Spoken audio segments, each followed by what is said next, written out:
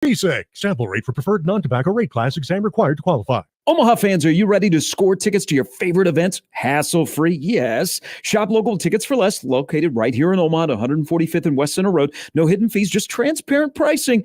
And when you use the promo code THEZONE at checkout, you'll save big at ticketsforless.com. Whether it's sports, concerts, or something else, Tickets for Less has you covered.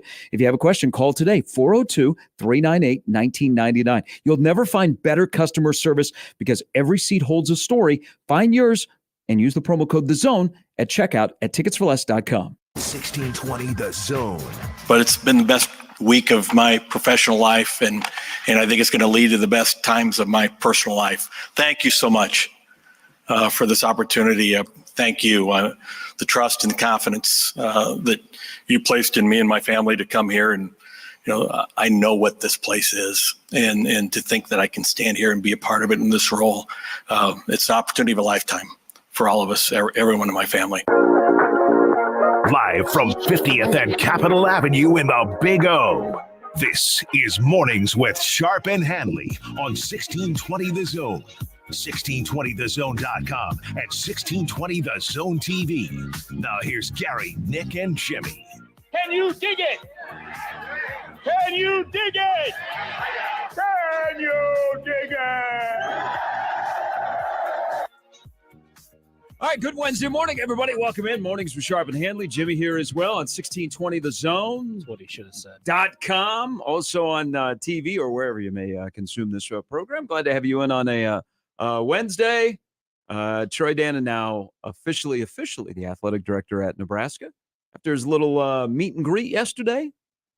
Does anybody ever have a bad introductory press conference? Les Miles was front and center for that. At KU? Oh, yeah. What was so bad about him? I don't think he was all there, which is a prerequisite for the job. And the results that would happen over the next couple of years verified that thought I had. Now, Jimmy, that's awful harsh. Did you ask him? Have you had a bad night? Did you walk up and knock on his noggin and go, hello, hello, hello? There. Think, Les. Think. Anybody home? But does anybody have a bad normally introductory press conference? You always say, the hot phrase is you won the press conference. Yeah. Yes. Now I have long ago stopped judging somebody off their opening press conference. Right. But I do know that there are a couple of bad ones. Mm-hmm. Like Herm Edwards being surprised that Arizona State's nickname was the Sun Devils. That was kind of awkward. Now, Nick Sirianni had a bad opening press conference with the Eagles, like a really, really bad opening press conference. And he turned around and he went to the Super Bowl. So you can't just say, well, if you don't win the press conference, you're not going to win on the field. Well, there was the Adam Gase New York Jets one where we just thought he was on something. That was very awkward. Yeah, like, what's going on? And that didn't work out very Imagine well, that. if we remember correctly, too. So how are people feeling after yesterday? I think fine. I wouldn't say, oh, like let's think of the two most memorable press conferences, introductory press conferences in the last 2 years. Matt Rule, and then now a new athletic director in Troy Dannon. I didn't walk away from listening to yesterday thinking, damn. But I didn't need to, especially from an administrator role, because we talked about this when he was first hired, and you said this is a good hire. And yeah, I'm gonna be pretty steadfast on that. It's a good hire for Nebraska. But what did we say? Is it going to be a great hire? Well, we'll find out. And I think that especially in an administrator role, because there's going to be things that you can discuss that have nothing to do with scheme, that have nothing to do with overall philosophy, with how you're going to oversee your offense, how you're going to oversee your defense, all those things that we try to eat up from a football guy when we heard Matt Rule talk. But when Matt Rule talked, I remember people that were not maybe on board with the hire that walked away thinking, you got my attention. And he didn't, but that's the point. I'm not thinking that Troy Dannon was going to do that, nor did he need to. But that's why I say, yeah, I think everything was fine. Yeah. I think, hit the correct notes and tones, and that was fine. But everything a year from now. Yo-Yo Goofball on Twitter. That's fantastic. I love that name. Yeah. How could we forget about Dana Altman at Arkansas? Well, there was that one. And that lasted, 24 hours? So I only The only part I've ever seen is the ending. Yes, me too. But how was the entirety of the press conference? I do remember that. It was really awkward because even leading up to the hog call, you could tell he was uncomfortable. He gave the rallying cry of, what they're going to be and chasing championships and everything you would expect from a coach. But you could just tell, and maybe it's just Dana's way, it was a little bit more stiff. Mm-hmm.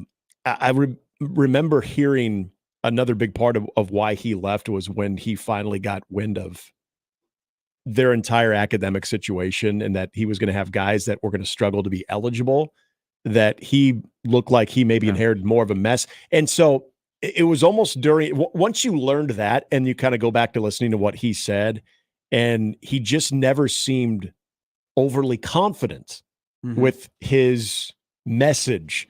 And then you kind of found out why.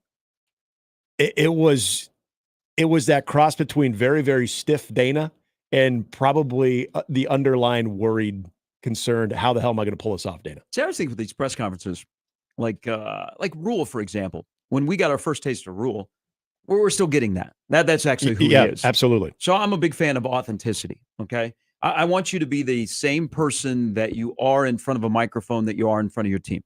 It's kind of the same way I look like at Caitlin Clark. Okay. On and off the field. Sometimes you have to separate the persona, but we like authenticity. We don't like people that change because of us. And I also think of, it wasn't the message, like when Marcus Blossom was introduced to Creighton. It was a weird feeling in that arena. Look who you're replacing. It was just a very, very, it was like, there wasn't an overwhelming standing ovation. Yeah. It was like, okay. Hi, welcome. Yeah. Well, not even that. Yeah. I mean, there really wasn't. So I looked at yesterday, and again, I'm a good fit for what Nebraska needs. A guy who, he's kind of climbed the ladder. It became pretty apparent yesterday that Bob Bowlesby is a huge mentor in his life, and he should be. I mean, look at Bob Bowlesby's connection to the state of Iowa, whether at the University of Iowa or even at Northern Iowa, and he referenced him a couple of times. I actually thought it was for Troy Dannon in the state of Nebraska, where we're different. This place isn't for everybody. I thought it was it hit the right tone from the standpoint that it was clunky. It was a very clunky press conference. He's not super polished. His suit didn't fit so well. That's what I noticed. Like the end was a little crooked. Yeah, the lapel pin. You know what? I think it was really good. Yeah. I think that the one thing that Trev is very slick. Yes. Like he's very comfortable talking in front of people, yeah. but it's very smooth and that's his arena. And sometimes, and I will say this, I've lived the majority of my adult life in the state of Nebraska. We don't like slicksters. You know what? We got a big city we live in, but I'm not so sure we like city slickers. Okay? They come in and they're like wheeling and dealing, and they got these super fancy suits. Yeah. Okay, they didn't go to Lindley Clothing. They should have, but they went somewhere else and they spent way too much on a suit. And all of a sudden, they're telling us about ourselves. Okay, they're telling us. Low-hanging fruit. But sometimes when we are attracted to people in leadership that look and sound like us, and it's okay not to be super polished. Now, I'm not saying that he wasn't. He rolled up in sweatpants. but it was kind of a clunky press conference. Now, he was a lot better in the Q&A with the media. If you have not seen that, he was really, really good, which leads me to believe that in smaller settings behind closed doors with either his team or people of influence or his coaches, he's going to be really, really good. But the couple of things, there's a multitude of things that he said yesterday. And he also has the advantage of he's walking in. I said this from the jump. He's walking into a situation that's really better than any of his predecessors in terms of the job that you're inheriting. You don't really have to make a coaching decision on any of your major sports right now. Your biggest decision is what's going to happen with a major project. Which he knows very little about, apparently. Which is not a surprise. Exactly. Yeah, that's not a surprise at all. And I was actually very appreciative of that. But he's walking into like a really good situation. It's a good time to be the athletic director at Nebraska. However we feel about Trev, it's not like he burned the place down. No. Okay. There were some things that had to be fixed, but they were probably more Trev things. That's probably more on Trev than it is on the University of Nebraska Lincoln. So you bring in a new guy who's got an outsider perspective that has got big picture ideas, but also keeping it small town, that makes it a good fit for Nebraska. I like some of the stuff he said about the bigger picture on where Nebraska fits. I think he's a guy, first of all, it goes a long way, as we learned with Bill Moose in that Palatia, is if the Big Ten doesn't like you, you're screwed. Okay? If the Big Ten does not, if the Big Ten thinks you're a phony, or you're just blowing a lot of hot air, or you're not in it to win it and playing the right way, they will push you to the kids' table. That's what happened to Bill Moose. They had no respect for Bill Moose. And it wasn't just Kevin Warren. It was the rest of the athletic directors that who in the hell is this blowhard who thinks he's just going to come in here and tell us our business? Okay, so they pushed him out. And then, Nebraska all of a sudden was losing their seat at the table. Yeah.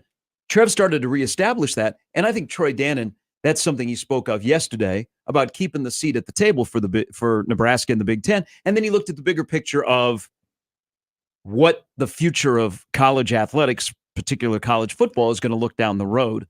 So I thought it was good. I thought it hit the right tones. Now it's time to go to work and figure out what is next. But man, it's not a bad job to inherit. You use authenticity, and I think that is something, especially here, everyone's going to relate to. And I think that's probably the most accurate way to describe yesterday. I know the guy likes his water, likes to have bottles of water on hand at all times too. He might be a sweater. I don't know. Could be a sweater. He might be a sweater. You know what? Him and Rink Mask. Like doesn't he look like a Nebraskan? He does. No, he might be an Iowan. He really does. Like I look like a Nebraskan, but grew up in Iowa. He absolutely 100% does. I think and going back to the stadium project, this is why I was actually appreciative that he said knowingly that he knew very little.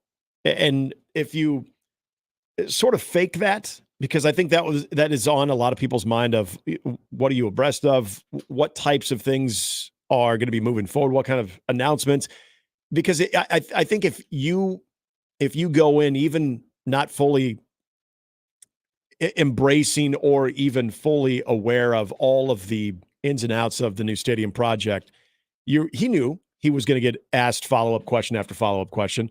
You're probably then also put into a corner of trying to throw out some timelines, even though you could say, we're not there yet. But if you are someone that is coming in fresh on this, which I think is the way to position yourself and make it public that that's the case, if things tend to slow down, if even certain aspects of the stadium project that it was originally proposed don't happen, or at least happen in the time frame that Trev wanted to sell it as, that's fine, because now this is your project and you are now you're having those discussions, but you're having them for the first time. But for a lot of those people, you're sort of rediscussing it, and you're going over maybe some of the things that they didn't like timeline wise, or overall didn't like some of the schematics of how they're going to do this compared to that. What are they going to do? The plan with the South Stadium, all of those things. So if you go in saying, yeah, I'm excited about this, I really do like this.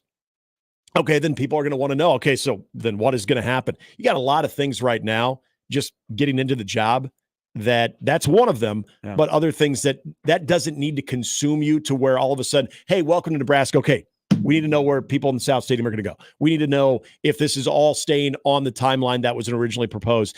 There's more that he needs to be involved in right now than just that I'm glad that even if he didn't know a lot about it, like he said, he didn't pretend he did, because that was going to all of a sudden be all about that as well.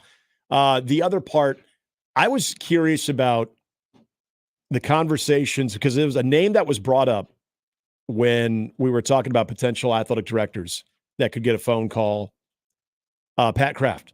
And we knew that Matt Rule and his relationship with Kraft, we mentioned him twice during his press conference to kick off spring ball. And he kind of gave his state of the union, if you will, to kind of calm the waters. We mentioned, I didn't think it was any coincidence that he mentioned Pat Kraft twice. Now we kind of understand a little bit more about the Pat Kraft Troy Dannon relationship, where even though it wasn't Pat Kraft, Matt Rule's boy, it's a guy that has a very close relationship that Matt Rule also knows Troy Dannon to an extent, but also has a lot of confidence from a guy that he trusts and respects a lot in Pat Kraft too. So I thought a couple of those things, especially during the Q&A, were kind of interesting. Everything else was, I thought he did a good job of presenting himself. I like his reasoning behind getting on a lot of the competition committees, not necessarily to be there to invoke change, but to know who the players are, to know who you need to align yourself with to get things done, things like that. It made sense. A lot of it just made sense. So we'll get to the football project because as a Southie, I think of you. Keep my seats for a bit. He also spoke out loud, spitted some truth that we know is real, but we don't really want to go there if you're a ardent college football or a college athletic person. He told you what we all tell you, and now you have a major athletic director that is telling you this, that the Big Ten and the SEC are going to rule college athletics from here on out. And it's okay to say that out loud because it's true. Mm-hmm. In college football, they've won 8 of the last 10 national championships. They get more TV money than anybody else. They're going to rule college athletics, and they're going to decide where college athletics is going, whether you like it or not. And he just happens to have moved from one future Big Ten school to another Big Ten school. And then the other thing that he did, which is not always a comfortable discussion around here, is the NIL. And I'm not saying you're completely against name, image, likeness, and players getting paid and how important that is to reward, retain, and in some cases recruit. Sometimes it becomes an uncomfortable conversation, not because we don't understand the importance of that, but who is involved. Mm-hmm. People in 1890 are very polarizing. Okay. The Pete family is not for everybody. Matt Davidson certainly is not for everybody. But if you have a guy, and Trev was not this way, and what did I say right away? What did I say last week about NIL with a new athletic director, and we didn't know who it would be? That it would be top priority. Well, no, it'd be completely different. Right. The relationship would be, yes. Trev butted heads with 1890. Trev's goal was to bring NIL in-house. Him and Davison did not have a very good relationship. Yeah. So you had that standing in the way, even though everybody knew how important the work of 1890 is and what the heck 1890 is doing to supplement the future of winning in the athletic department. It seemed like such a weird relationship.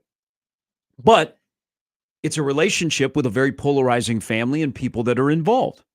Now, if you have somebody that comes in and they immediately embrace that collective, you go, okay, maybe it changes the tone of how we look at people. And instead of trying to go, well, I just don't like that person, you go, well, I like what they're doing. I like what they're doing because now there's a relationship that is building. Instead of choosing sides, Troy Dannon made a smart move, knowing the landscape of college athletics. He chose the side of we got to be friends, we got to get together. Mm-hmm. And he doesn't. I mean, in a short amount of time, I can't imagine he's developed a relationship where he could go, that guy is, but he understands the importance of the relationship. And I think all in all, from top to bottom, that will make Nebraska's NIL operation less clunky. That was such a wise move. Because of all the moving parts that are involved in it. To me, that was the number one thing that was discussed yesterday by him. And it was talked about a lot, either during the opening statements and then during the Q&A with the media. And when I think of things that just made sense, given the culture and what you described last week too, of having sort of the heads butting when it came to the athletic department in 1890, to the point that you want to take it in-house. I was always curious, is every coach seeing it that way too? That I do wonder, as he was talking about that, as he was saying he'll wear just as much 1890 stuff as he's wearing Nebraska stuff. I'm wondering how many conversations did he have with coaches as well? How much was that maybe from Chris Carberek? Jesus, I can't even say his name right, by the way. But you said Jesus right. So I did. Well, I think, but let me stop you real quick before you continue. I think he got he got an indoctrination in Seattle about how important NIL is. Absolutely. So I think he had a strong sense of being at a power school, the relationship and the importance of that. Yeah, and I do think that a lot of that, it trickles down from your previous experience, but does Chris Kavorik talk about that during the, hey, what are the things that are facing Nebraska's athletic department right now? What are the challenges that are facing the athletic department right now? And I do wonder if that came up, that maybe there could be a little bit more collaboration when it comes to our collective and our athletic department. And so this is where I do think hitting the right notes, not saying that Troy Dannon doesn't believe that and he won't live that life. He won't follow through on that. That's also where I think you're sending a pretty strong message to the people that are going to impact the type of student athletes that you bring in and year out. If you truly do want to win in everything the way that, he just continued to hammer and hammer and hammer on, we will win, we will win, we will win, we will win. Okay. Well, in this day and age, if you want to win, that roster has to look the part. And how do you bolster that roster? That's by having that good working relationship with your collective. So I feel like, again, it made sense the way that he threw that out, given, especially with what I've heard from you and other people around the collective, that it wasn't always this smooth operation, this smooth process that you would hope it would be for a university and an athletic department that's so well positioned when it comes to name, image, likeness. Sean writes in about the little presser yesterday. It was okay. I rolled my eyes twice. He kind of lost me when he started saying we are going to win Big Ten championships and national champions. Just sounded like every AD pre-Trev. Everyone has to say that. Blakey Jake says, I couldn't do another press conference after hearing all of Trev's verbal diarrhea that he didn't mean one bit. Nope. This guy will probably be gone in 3 years. Who the hell cares what he had to say? Wow. That's a little harsh. My kind of guy. I mean, I'm not saying I agree with that. I'm just saying we've been hurt. I like where he's at. He strikes me as a guy that will be a background guy. He doesn't need to be front and center. Like, it's not the guy that opens the door. I like that. To the university. Like, he's the guy that is sitting he's sitting on the Davenport. Yeah. In the front room when the door opens. 2 days in a row on this Davenport. Hey, he also gets this. Football is king here. Okay, I don't care. Football is king. You can be very appreciative of John Cook, and you should. Mm-hmm. But football is king at Nebraska. Everything football. Matt Rule opens the door to the university. Yep. You walk in, and the AD is sitting on the Davenport, and then there's the chancellor, and then there's the president, and then there's some academic buildings with some student athletes inside of those academic buildings. I mean, this is how it works. Again, it was okay. He's a good fit. And I said this the other day on a different show. We probably, because of that athletic program, we spend way too much time talking about the role of the athletic director. Yes. And maybe it's because it's been so out of joint of either a poor person in leadership or just everybody's butting heads. But we have to make the shift. And I think this starts with the media, that now the focus is on the actual sports, the actual coaches, the actual players, the actual results, instead of the actions of the athletic director. And I think we will all be better for that. We can't ignore the athletic director at Nebraska. I mean, that's the ultimate power chair in the state. Used to be. I mean, I think the governor is now governor is heavily involved. Yeah. If Matt Rule says AD good, AD says governor good, are you okay on all these? You have to be, right. If it starts with Matt Rule, no, I think if it starts with Matt Rule, that's where the eye roll. If he's checking off on it.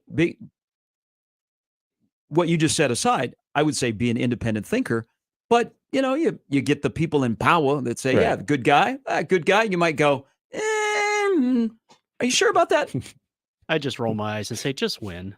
But this is where you kind of shift to let's move the attention out of the athletic director job, let the guy do his work, and now let's focus on the results. And when it's all said and done, and his press conference yesterday, and that role, we won't pay attention to the athletic director of football wins. Mm-hmm. No. We also, I'm going to admit this, We will pay attention to other sports, but we won't get as upset over other sports if they're not performing well, as long as football is king. That's the and truth. Football is doing well. 100%. Yep. That's what the University of Nebraska comes down to right now. It sets the tone. It's football is king. Yep. Whatever football wants, football's going to get. Fortunately, they've got a more mature person with a plan that as an athletic director, you can kind of just go, hey, whatever you want, you can have. I don't need to lead you. I'll just kind of be with you. Yeah. I got your back. But if football is king, we don't really worry about much else. We could go to PBA and your wife could be crocheting in the stands, but they go to the games. And if they lose, they gave it a good effort. Yeah, but you know what? We retained a quarterback. Whoa. That's what this comes down to. You're right. About being the athletic director of Nebraska. We paid way too much attention because football has sucked. Yeah, and this is the tone of the common fan. We hear and we've heard over the last decade, every time you have a bad season, in football that is, and basketball follows it up with maybe a sub 500 year, or baseball sub 500. Maybe volleyball doesn't make the Final Four. You know what? I'm gonna put volleyball on its own. Now let me. Now, don't you think there's a trickle down effect? I don't want to say like every other sport can suck, and right. And as long as football is winning championships, I could care less. You know what? Just drop those sports and let's just play football year round. Yeah. But there is a trickle down when your main sport has success. No doubt. Because it drives inside of that athletic department success. Success breeds success. Mm-hmm. I use Creighton as a prime example. I know some people just drove off a Dodge because what I'm gonna say. How's that different than other? This is a Bruce Rasmussen thing handed off to Marcus Blossom. Success breeds success. If your flagship sport has success and they have a model, that trickles down where there's competitiveness inside of the walls of an athletic department, or there is a formula, or it just magnifies. You made some really, really good hires. Absolutely. And those people are doing their job. Now, we love volleyball. I love John Cook. John Cook's program is the most consistent winning program in Lincoln, but it can't be your flagship program. No. But once football gets in a right spot where they consistently have success, I'm not saying win national championships, but consistently have success, and they don't go breaking you hot, still a great song. That song's got to be like in the Rock and Roll Hall of Fame, right? The Elton John song? Yeah, it's a good song. By the way, That's a banger. celebrated his birthday the other day. Absolutely, banger song. But see, it trickles down. If football is good, success breeds success. So I want to go back to 2018 because you're 100% right. You're absolutely right. Volleyball, when they fall short, it's like, oh, they fell short of the Final Four. Oh, they didn't make the Elite Eight. But they've been successful long enough that you don't necessarily lose a faith, that you don't lump it into maybe the overall misery that you're seeing in the athletic department that set the tone from the football program not having success. I go back to 2018 because I got this a lot, and I mean a lot. That was, if you remember, a really bad baseball year too. And basketball was starting to struggle. So what happens when you get to January and basketball is struggling? Everyone's like, well, how many days until the first baseball doubleheader? How many days for that first trip to Arizona? So people got so bent out of shape on basketball and the shortcomings there. And then baseball really, really struggled. Mm-hmm. And it all of a sudden didn't become baseball is bad. Boy, Darren needs to get this thing figured out. It became an athletic department thing. It became more about our athletics just suck.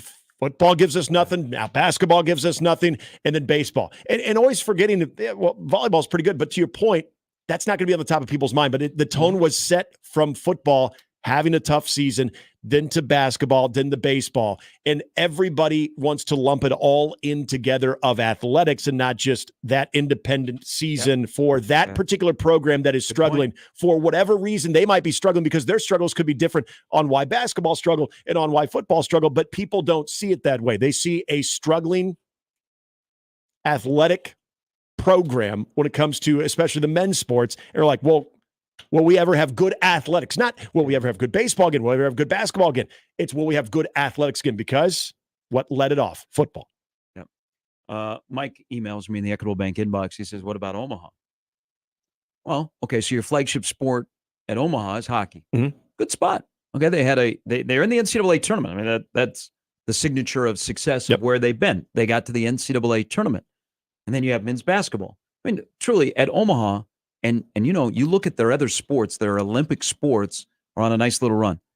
They've got one of the best stories going in college softball with their softball program right now. They're 25-7. Mm-hmm. Okay, they've won 14 in a row. Their soccer programs are in a good spot. Yep. Volleyball made the NCAA tournament.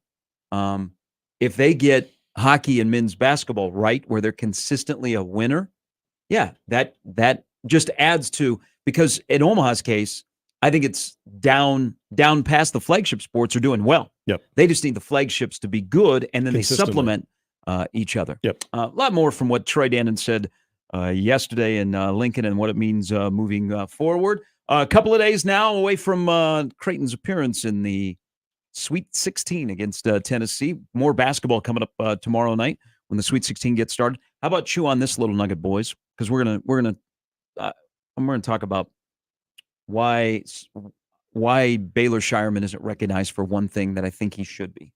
But Creighton, Tennessee have been to 18 tournaments since 1985.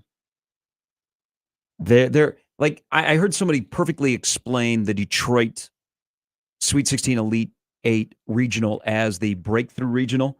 4 teams that have gotten to that spot, but they've never been able to break through to get to the next spot. So I think that's a great line. I wish I remember who I heard say it yesterday, but they called it the breakthrough regional. Is Tennessee and Creighton have been to the tournament 18 times since 1985. Mm-hmm. They have been to 1 Elite 8 each. Both were a 6 seed. Creighton last year, Tennessee 2010. When they got to the game before the Final Four, they both lost by 1 point to a 5 seed. That's eerie. And people say that Omaha and Knoxville, Tennessee, we don't share anything in common. So we didn't have the World's Fair. But how about that? That's kind of eerie. Yeah. That's that. And when you think of the breakthrough region, really the only representative in that region too that has done anything is the one that's probably considered to be the biggest underdog, right? In Gonzaga. Yeah. I mean, you've got Creighton, Tennessee, and Purdue, because for all of the great teams that Purdue has had, they're part of that category as well. And so it's wow. In 2010 too is when that completely escaped me. What they really should do in Detroit on Friday is they should have Bernard King and Baylor Shireman play a game of horse at Joe Louis Arena. Oh, yes, there you go. No. At Cobb Arena. Oh, nice. Wow. You can still play at the Silverdome. Go out to the site now. The Silverdome has been torn down. I don't know. They got to be building a mall out there or something. They still build malls. Just have them play a game of horse. Bernard King against Baylor Shireman. What is going on or Bernard King against Doug McDermott. Aren't they doing something with the Silverdome? No, they blew it up. I knew they blew it up. But aren't they what are they doing with that land? That's a big part of downtown Detroit. It's going to be the Michigan version of Mall of America. Oh, there you go. Need more. Again, welcome in everybody on a Wednesday. We got lots to discuss. The lineup brought to you by the Roof Freezer John Higgins Weather Guard. Jordan Larson, Jordan Burroughs have joined the show in the past. We have an Olympian coming up at 8. Dylan Travis, who is the pride of Omaha Gross. He is going to the Olympics in the 3x3. That was announced yesterday. Dylan will stop by coming up at 8. Nate Lesnar from the Nebraska basketball program at 8:30. Blaze Cada put his name into the portal yesterday. Yesterday was a busy day for the portal. Zeke Mayo at South Dakota State. St. Thomas, who good on him. Went to Loyola. Things got sideways last year with the coach. He came back to Omaha and the second semester, kind of hung out in Omaha, didn't know what he was going to do. Went out to Greeley, balled out this year at Northern Colorado. He's back in the portal, hoping to get a bump up to the Power 6 level. He went into the portal yesterday. It was a busy day for portaling yesterday. But Nebraska put their third in the portal. Nate Lesnar will join us. And we'll see if something happens today, because now they are done with team meeting or individual player meetings. Mm-hmm. So all of these discussions, and remember, all portal entries are not created equal. there are some times where you are encouraged to go into the portal. Right.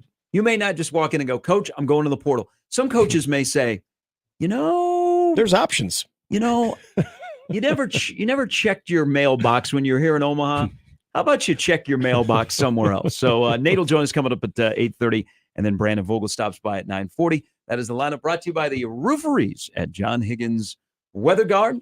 You can always join the conversation. How are we feeling after hearing the AD speak yesterday? You can call us on the 42 Degree The Source by your mom's house hotline. Still have not met anybody that their mom lives next to 42 degrees. It'd be pretty cool if they would. Someone needs to just chime in because it exists somewhere. One of you. 951-1620. That is a toll-free call if you're here in Omaha. We used to have an 800 number. Yeah, toll-free. 800. The 800 number is still got it? 827-7383. Wherever you may be in the world. Toll-free. Yes, but 951-1620 is the number to get in. You can always email us into the Equitable Bank inbox where they take banking personally. Gary at 1620thezone.com. Handley at 1620thezone.com. Also on the JTech Construction Zone Twitter feed at Gary Sharp 1620. At Nick Handley 1620. All right. Does college basketball need a villain? And does that villain live in Omaha? Because they have one in women's college basketball. We'll be back with more. It's Mornings with Sharp and Handley on 1620 The Zone. Mornings with Sharp and Handley on 1620 The Zone and 1620thezone.com with Gary Sharp and Nick Handley. Omaha's most listened to all sports radio station. Again and again and again. 1620 The Zone. Is your concrete cracked or uneven? Hey everyone, Coach Greg McDermott here to explain why you should choose Everlevel Concrete Repair. Many people think they need to replace broken concrete, but repairing it provides durable protection and comes at a fraction of the cost. Everlevel provides permanent repair solutions to fix your concrete and protect it against future damage, and it all comes with a long-term transferable warranty. They offer free inspections to walk you through the entire process. Call Everlevel Concrete Repair today. Oddly, he's interesting because he's so uninteresting. He is the most uninteresting man in the world. Hi, I'm Bob Berger. Don't settle for anyone more interesting. Let's get to work on your business and personal taxes, payroll and employee benefits, QuickBooks and retirement planning. Call me. Call Berger, Elliott, and Pritchard CPAs at 402-551-1919 or visit BEPCPA.com. College basketball's biggest tournament is coming, and it's time to start betting like a pro with the world's largest sports book right at your fingertips. Circa Sports Iowa. It's sports betting the way it should be. High betting limits, tight money line splits, exceptional customer service, and more. Fund and bet like a pro anywhere, anytime. It's never been easier. Download your new bookie before all of the March action at circasports.com. If you or someone you know may have a problem with gambling, call 1-800-238-7633. If you're unhappy with your job or employer and you've hit a dead end, it's time to start your new career as a delivery driver with Host Coffee. Our local family-owned business is growing, and we now have openings for delivery drivers and other positions starting at $22 an hour with full benefits. If you're interested, visit hostcoffee.net/careers to connect with us. Host Coffee is always roasting something good for you. Getting quality employees to fill positions in your company is essential, but finding those people can be a major hassle, unless you use ZipRecruiter. ZipRecruiter makes finding quality people a breeze. And right now you can try it for free at ZipRecruiter.com/radio. With ZipRecruiter, one click sends your job to hundreds of top job sites. But more than that, ZipRecruiter's advanced technology identifies the candidates with the skills you need, sends you a list of great matches to review, then actively invites them to apply for your job. And the results speak for themselves. 4 out of 5 employers who post on ZipRecruiter get a quality candidate within the first day. That's right, the first day. Now you can focus on your business and let ZipRecruiter do the work finding the best people for you. See for yourself. Experience the ease, efficiency, and power of ZipRecruiter for free. Just go to ZipRecruiter.com/radio. That's ZipRecruiter.com/radio. ZipRecruiter.com/radio. Velocity Clinical Research in Omaha frequently conducts clinical trials for a broad range of investigational treatments. Typical studies involve medications for high cholesterol, diabetes, infectious diseases, acne, and others. Some current studies include low T, COPD, flu, pediatric, infant, and RSV. They also perform vaccine studies for people of all ages, conducting innovative research that has a positive impact on lives. See current trials at velocityclinicaltrials.com. Compensation for study-related time and travel. Find out more at velocityclinicaltrials.com. Hey there, Greg Wagner joining you from the Nebraska Game and Parks Commission. Time now for another Nebraska Outdoor Update. Well, it's time to get all your new permits and stamps for hunting, fishing, fur harvesting, and state parks. Time to check your motorboat registration for renewal. Time to make those cabin and camping reservations in the state parks if you haven't done that already. And time to go over all of your outdoor gear for spring and summer. There you go. Have a good one in the great outdoors. I'm Greg Wagner. And we're back. Mornings with Sharp and Handley. Here's Gary, Nick, and Jimmy on 1620 The Zone.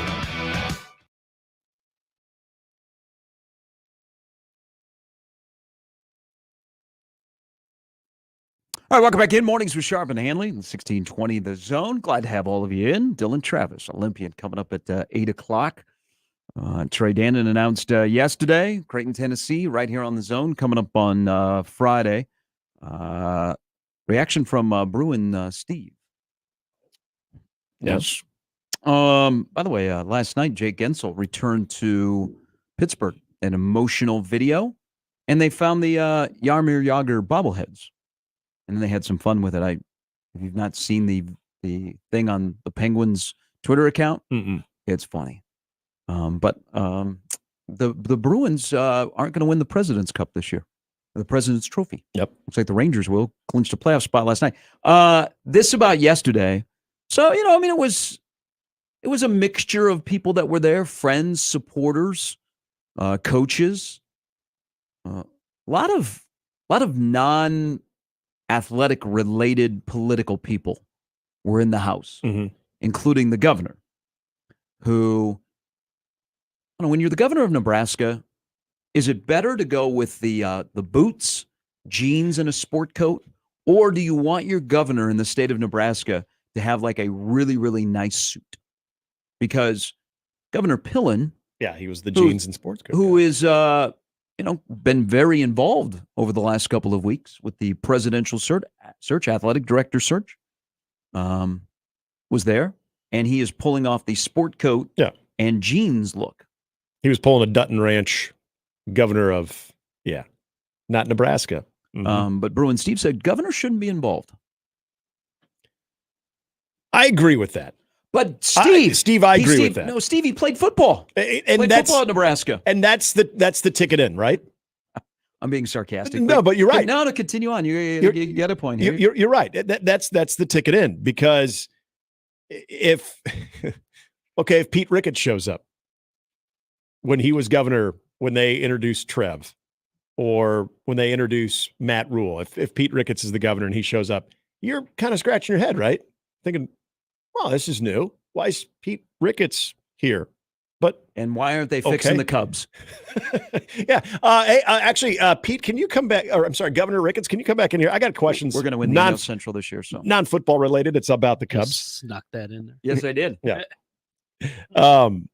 But I agree with Steve that it was unnecessary. And what I took from that is when Trev left, the narrative about leadership and alignment and everything that, and even to Troy Dannon's credit, spoke about yesterday about alignment. This whole narrative about the political, the political landscape that is impacting the presidential search for the University of Nebraska system, and then the athletic director role, and how politics was playing a major role. I didn't like the fact that, if we're trying to debunk that, you have Governor Pillen speaking during this press conference. I don't care how involved he was in the search for the athletic director and for the university assistant president. We know he was involved. Okay. He said as much. I don't need him to be up there to speak about that. The only reason that I think it was acceptable yesterday is because he's a former Nebraska football player. Because if Pete Ricketts had got up there, or any other governor had got up there that had no affiliation or wasn't a former player and spoke about the search for the athletic director, would anybody care? Wouldn't you question that? Wouldn't you say, why is he up here talking about this? I didn't realize the governor had any involvement with this search. You know that people did, but try that charged environment when it comes to the search of these important positions at the university. Wouldn't you want the governor to maybe stay away from that? All you did yesterday, in my opinion, is you continued to feed that narrative of, yeah, it is, because look who's speaking about it. Look who's been saying that they're trying to put the Board of Regents' feet to the fire and get them to make a decision. And all of a sudden they do make a decision. It was almost like a flex yesterday. But Governor Pillen's like, you know what? I did that. We got to our president.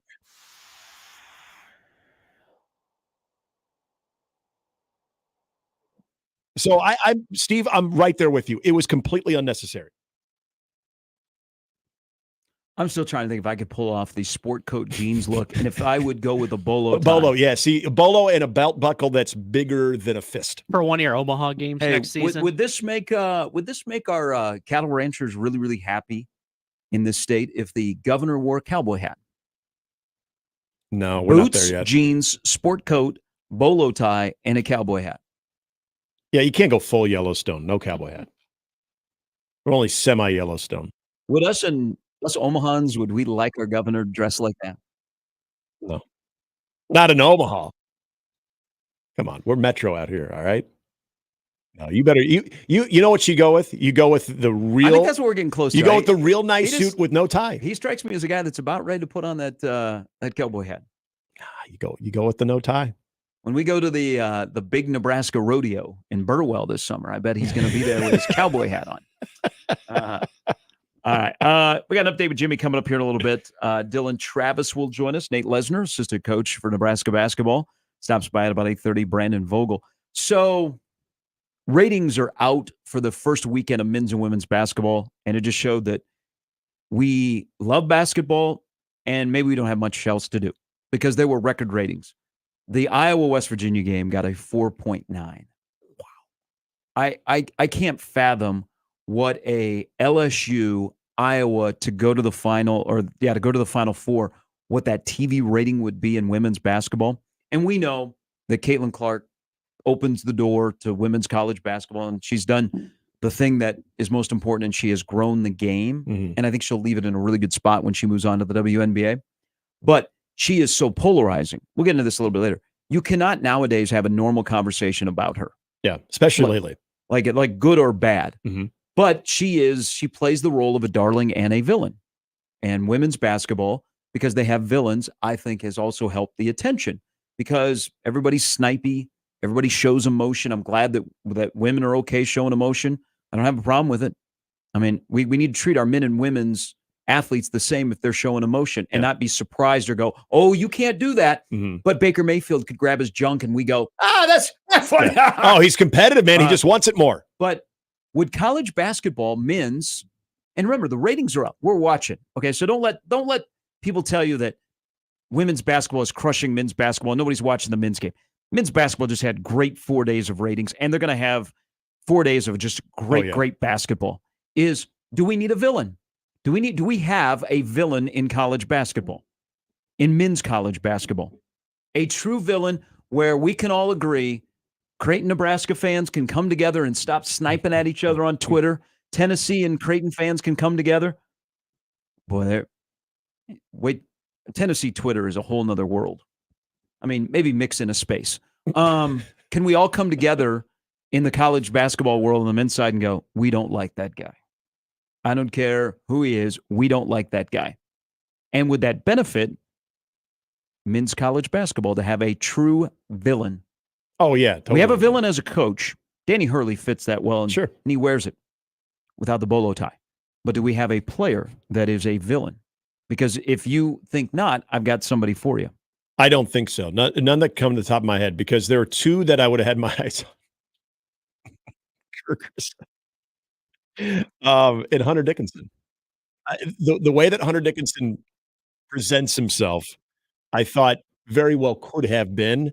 Unfortunately, Kansas wasn't very good this year. But if we are still talking about the Sweet 16, a big reason of that, if Kansas is in it, if Kansas, let's say if they've kind of fulfilled a lot of the preseason predictions and they were the team to beat and they were the juggernaut, I guarantee you Hunter Dickinson would have been the guy. Yes. And Kansas alike, because of the success, as we know, then you can lump it into a team that has had a lot of success where we get that fatigue, and you have a guy that's completely brash, he's confident, and he'll say whatever's on his mind, and he doesn't mind talking a little bit of you-know-what. There would be your guy. So right now, no, I say we don't. So I have two that come to mind right away, and James is right with me. So Zach Edey is one. You think so? Yep. Because big guy, everybody thinks he gets all the calls. Yeah. And he's kind of become a palms-up guy. He has become a palms-up guy, sure. James, this is the other one that I was thinking about because of what happened at Wake Forest, Filipowski. And they've got a shot. So if Duke upsets Houston, that's a good call. Then we get a little bit more Duke in our life. And I mean, white guys from Duke, we hate. Yeah, it's not on the level of a Reddick and a Christian Leitner, but I can entertain it, especially with what happened at Wake Forest. Duke has not beaten a higher seed in the NCAA tournament since 1994. Good Lord. Higher seed. Also tells you and how there high are of a seed four they've going been. against a one. But I'm going to give you one who fits the bill of playing the villain, because to play the role of a villain and to really lean into it and have people react, you also have to be really, really good. Why not Baylor Shireman? I knew you were going there. So Shireman is flamboyant. He's also really, really good. He's an All-American. He's one of the top 15 players in college basketball. He's flamboyant. He kind of has the look. Yeah, I don't know what we're doing with the mustache. In the starter mullet. And the way that he plays, is aggravating if you're not a fan of Creighton, because you might go, well, that guy's dirty. I just don't like how that guy plays. And then, when he'll get one of the rare fouls called on him, he'll chirp a little bit. Oh, he'll chirp and he'll wear it on his face. But you have to be really good and then have the personality where I don't give an F. I'm going to play with emotion, and it is what it is. I help my team. I don't care what you think. I think, and this would be if Creighton advances again, and of course gets on a much larger stage in a week, of why can't Baylor Shireman be the villain in college basketball? No, and play the role well, where he becomes very polarizing. There's a lot of boxes that he does check when I think of the type of person that can get under your skin. Because I think that's when we're talking about villains, that's how I look at it. You have to use I'm using the Caitlin Clark. What she is a darling and a villain. Yes. And she can play the role at the same time perfectly. The thing that I think Baylor has going for him is it's not the emotion that's the in your face, let's effing go. You're not going to see him. You almost see it more from Stephen Ashworth. His is the subtlety. His is, even though the blowing the kiss is to 9 out of 10 times the actual Creighton bench, if you haven't watched Creighton play, you think he's blowing that to opposing fans, the opposing team. So there's that. It's subtle. Yeah, and you also have to be. They break your heart, and that's okay? That's so. Caitlin Clark has broken hearts, right? Except for Patrick McCaffrey. Shireman, Connor, come on. Connor, maybe she dates both brothers. I don't know. It's a weird world these days. Whoa. People are doing that with their friends on Reddit. Okay. But you also break somebody's heart. There's always a subreddit. Yes. And so that's where I was going. I don't think if Baylor Shireman is playing for the Portland Trailblazers next year, people in Eugene are like, I love that guy. Right. No, I 100% agree. In fact, that's probably the number one thing. You got to have a little bit of let's just call it what it is. You got to have a little bit of ass in you. You got to have a little bit of ass in you, and you got to be okay with that. You got to be confident with that. But you have to have the ability that when the game is on the line, you are a prime candidate to not only take the shot, but make the shot. So that way, when you do break the hearts, people hate you even more because, God, I hate that guy. But you're also going to take the shot that if you miss, you are not just because your team won, because it was that guy who missed. Oh, my God, we won. And so missed. I love that. I can't believe it. He missed. Oh, I feel so good. There are only a very few amount of players that can invoke that type of emotion off of a make or miss. So those guys, they have to be taking those shots in crunch time, and he will be. We used to have a lot more in men's college basketball because they could build up their villain role over a couple of years. Mm-hmm. That's the thing about women's college basketball is a lot of these names, they've been there for a while. So you built up, your love or hate of Paige Beckers or Caitlin Clark. Where in men's college basketball, some guys are one and done, or they've only been on the bigger stage, like a Shireman for 2 years. Now Edie's been around for a while, so that's why I would say he's the guy. Yeah, Filipowski, flashed last year. This year, if you don't have the incident at Wake Forest, or you're like, that's the guy. No. But like, look at Grayson Allen. He was perfect. You need a moment, and you need a guy that's been around for a while. Yeah, you got to be a little bit dirty. Now, I would say this too, with 2012 Kentucky had sort of a villain-esque vibe because they were so good, but it wasn't like you looked at Anthony Davis and said, oh man, that I can't stand that guy. It was more the concept of this damn one and done thing. No, it was more Frank Kaminsky on the other side. Well, that's actually true. But John Calipari was more of the villain, and everything that he organized when it came to his team, you rooted against John Calipari. So I think the players were just collateral damage. But I will use this one too, because I think they got probably their most villain-esque role their second year, not their first year, and that was the Fab Five. They were considered more of, ooh, God, those guys really get under my skin in their second year. The first year, you're still kind of learning about them, and by the time you had a chance to fully embrace it, the season's over with. Second year, where it was a lot more in your face, that's where they kind of had a little bit more of that villain role too. All right, coming up in the next hour, Jimmy's got an update. I'll get to this tweet from Kyle on what we're talking about. We're up against it. Plus, we have our Sweet 16, where everybody that entered the contest, what was the official name of this contest? The Censored 16.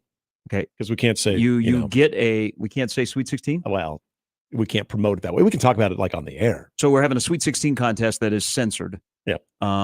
And 16 people get assigned a team. Yep. So we're going to read off the first five. Yep. We got 5. Okay. So Nick will do that coming up in the next hour. Dylan Travis at the top of the 8 o'clock hour. The Olympian. What if he needs somebody to go to Paris with him? Gonna ask. Be like his handler. Yeah. Yeah. Do they have their? Yeah. I mean, they got probably a general media relations type person, but maybe a specific media relations. I just want to go there and hang out. Well, but you got to have a role. Yeah, my role would be cheering. Are you going to pay your way? Because you can go. Part of his if you're going to pay your way, you can go. I'm sure he gets a couple free ones. Well, maybe. Free drink coupon on the plane. Friends and family pass. Plus, I let my passport expire a long time ago. Oh, yeah. Now's a good time to get it, though. Yeah, yeah. It'll be cut down the backlog. Yeah, a quick turnaround now. I've always been told once you get into spring, quick turnaround. Because when you get into summer, into fall and winter, because everyone wants to do stuff during the cold months, that's where it gets jammed up. Okay, good to know. Nobody's traveling. We'll keep that in consideration when I ask Dylan if I can go. All right, Jimmy's got an update next on 1620 The Zone. More with Gary and Nick after this on 1620 The Zone. Live from the Host Coffee Studio, this is 1620 The Zone. 1620 The Zone. Traffic.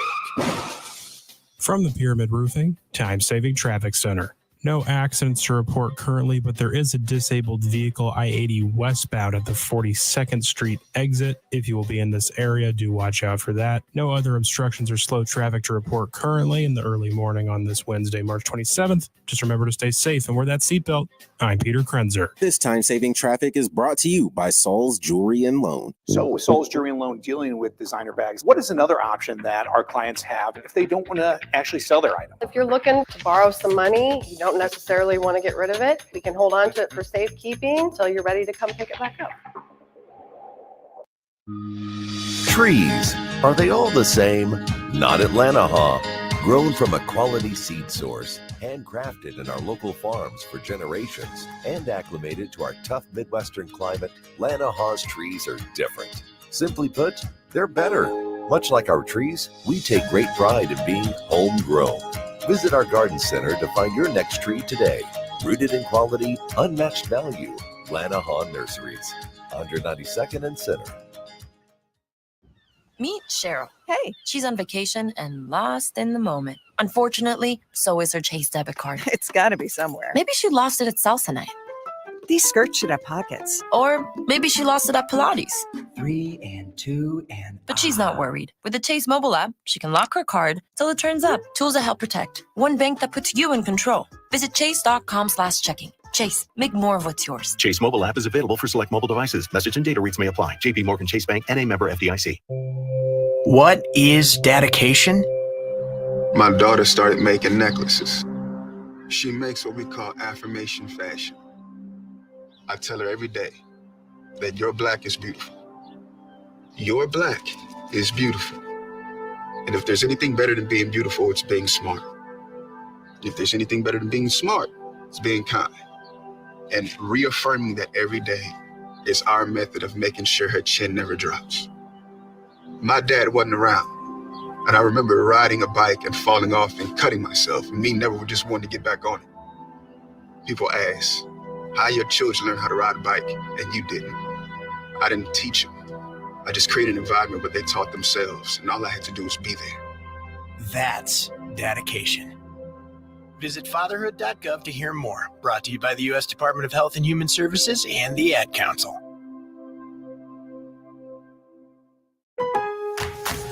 Savings. Now that's speaking the Lowe's language. And with my Lowe's Rewards, your savings just keep coming.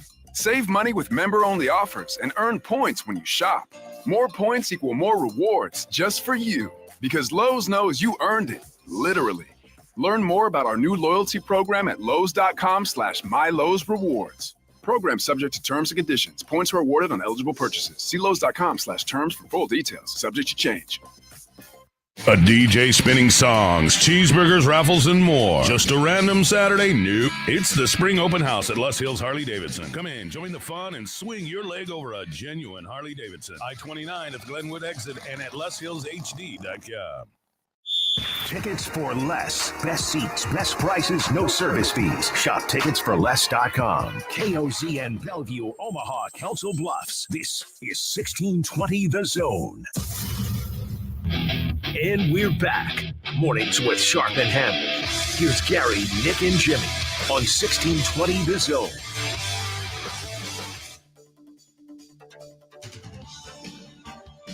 Nebraska men's gymnastics claims the regular season Big Ten championship for the first time in program history since entering the conference in 2011 after taking a win against number 7 Ohio State. They share the conference championship title with Illinois, both earning a 3-1 record in conference regular season competition. Despite another early exit from the NCAA tournament, Kentucky men's basketball coach John Calipari will return for his 16th season next season, according to UK Athletic Director Mitch Barnhart. Cal's future seemed cloudy following the Wildcats' first-round loss to Oakland, 14th seed. Whole country rejoiced in the NCAA tournament last week. It was the latest upset on the program's resume. 2 years ago, they were a 2 seed when they lost to 15th seed St. Peter's. You hate to see it. As for the good teams still playing basketball, they'll return to the court tomorrow for the Sweet 16. NFL owners approved a massive revamp of the kickoff play Tuesday, opting after 3 days of discussion at the league's annual meetings. The proposal passed by a vote of 29-3. They needed 24 of the 32 owners to pass. The new format will move the majority of the kicking and return teams downfield to minimize high-speed collisions. It will go into effect for 1 year only in anticipation of possible tweaks over time. Let's be honest, it'll be bitching. During the 2024 season, kickers will continue to kick from the 35-yard line, but the other 10 players on the kickoff team will line up at the receiving team's 40. At least 9 members of the return team will line up in a setup zone. Sounds very military-like, between 35 and 30-yard lines. Up to 2 returners can line up in a landing zone between the goal line and the 20-yard line. And if you go see Shamu's show at SeaWorld, be sure to sit in the splash zone. Anyway, no one other than the kicker and returner can move until the ball hits the ground or hits a player inside the landing zone. Touchbacks will be marked at the 30-yard line. No fair catches will be allowed. In the event a team wants to attempt an onside kick, good morning, Sean Payton, it will have to inform officials of its intent and would then be allowed to use the NFL's traditional formation. No surprise onside kicks will be allowed, and somewhere Peyton Manning is pissed because if you go back 15 years, they probably win another Super Bowl because of it. Anyway, speaking of things that'll piss people off, or not, NFL games on Christmas Day remain the gifts that keep on giving for the league, and that will continue. Come on, don't act surprised. 2 matchups next year on the holiday, which falls on a Wednesday. Matchups for the games, which will include teams that play on the previous Saturday to account for the recovery window, have yet to be determined. The NFL played 3 games last Christmas, with the Ravens and 49ers, Giants and Eagles, and the Raiders and Chiefs matchups all being played on a Monday. The Christmas Day games have generated massive TV ratings, shocker, with ESPN's Ravens 49ers telecast having more than 27.2 viewers. Only a matter of time before the NFL plays every day. And finally, something more positive. Omaha Benson's Mighty Bunnies and Ort Chanticleers advanced to the round of 32 in the SB Live Sports March Mascot Madness Contest.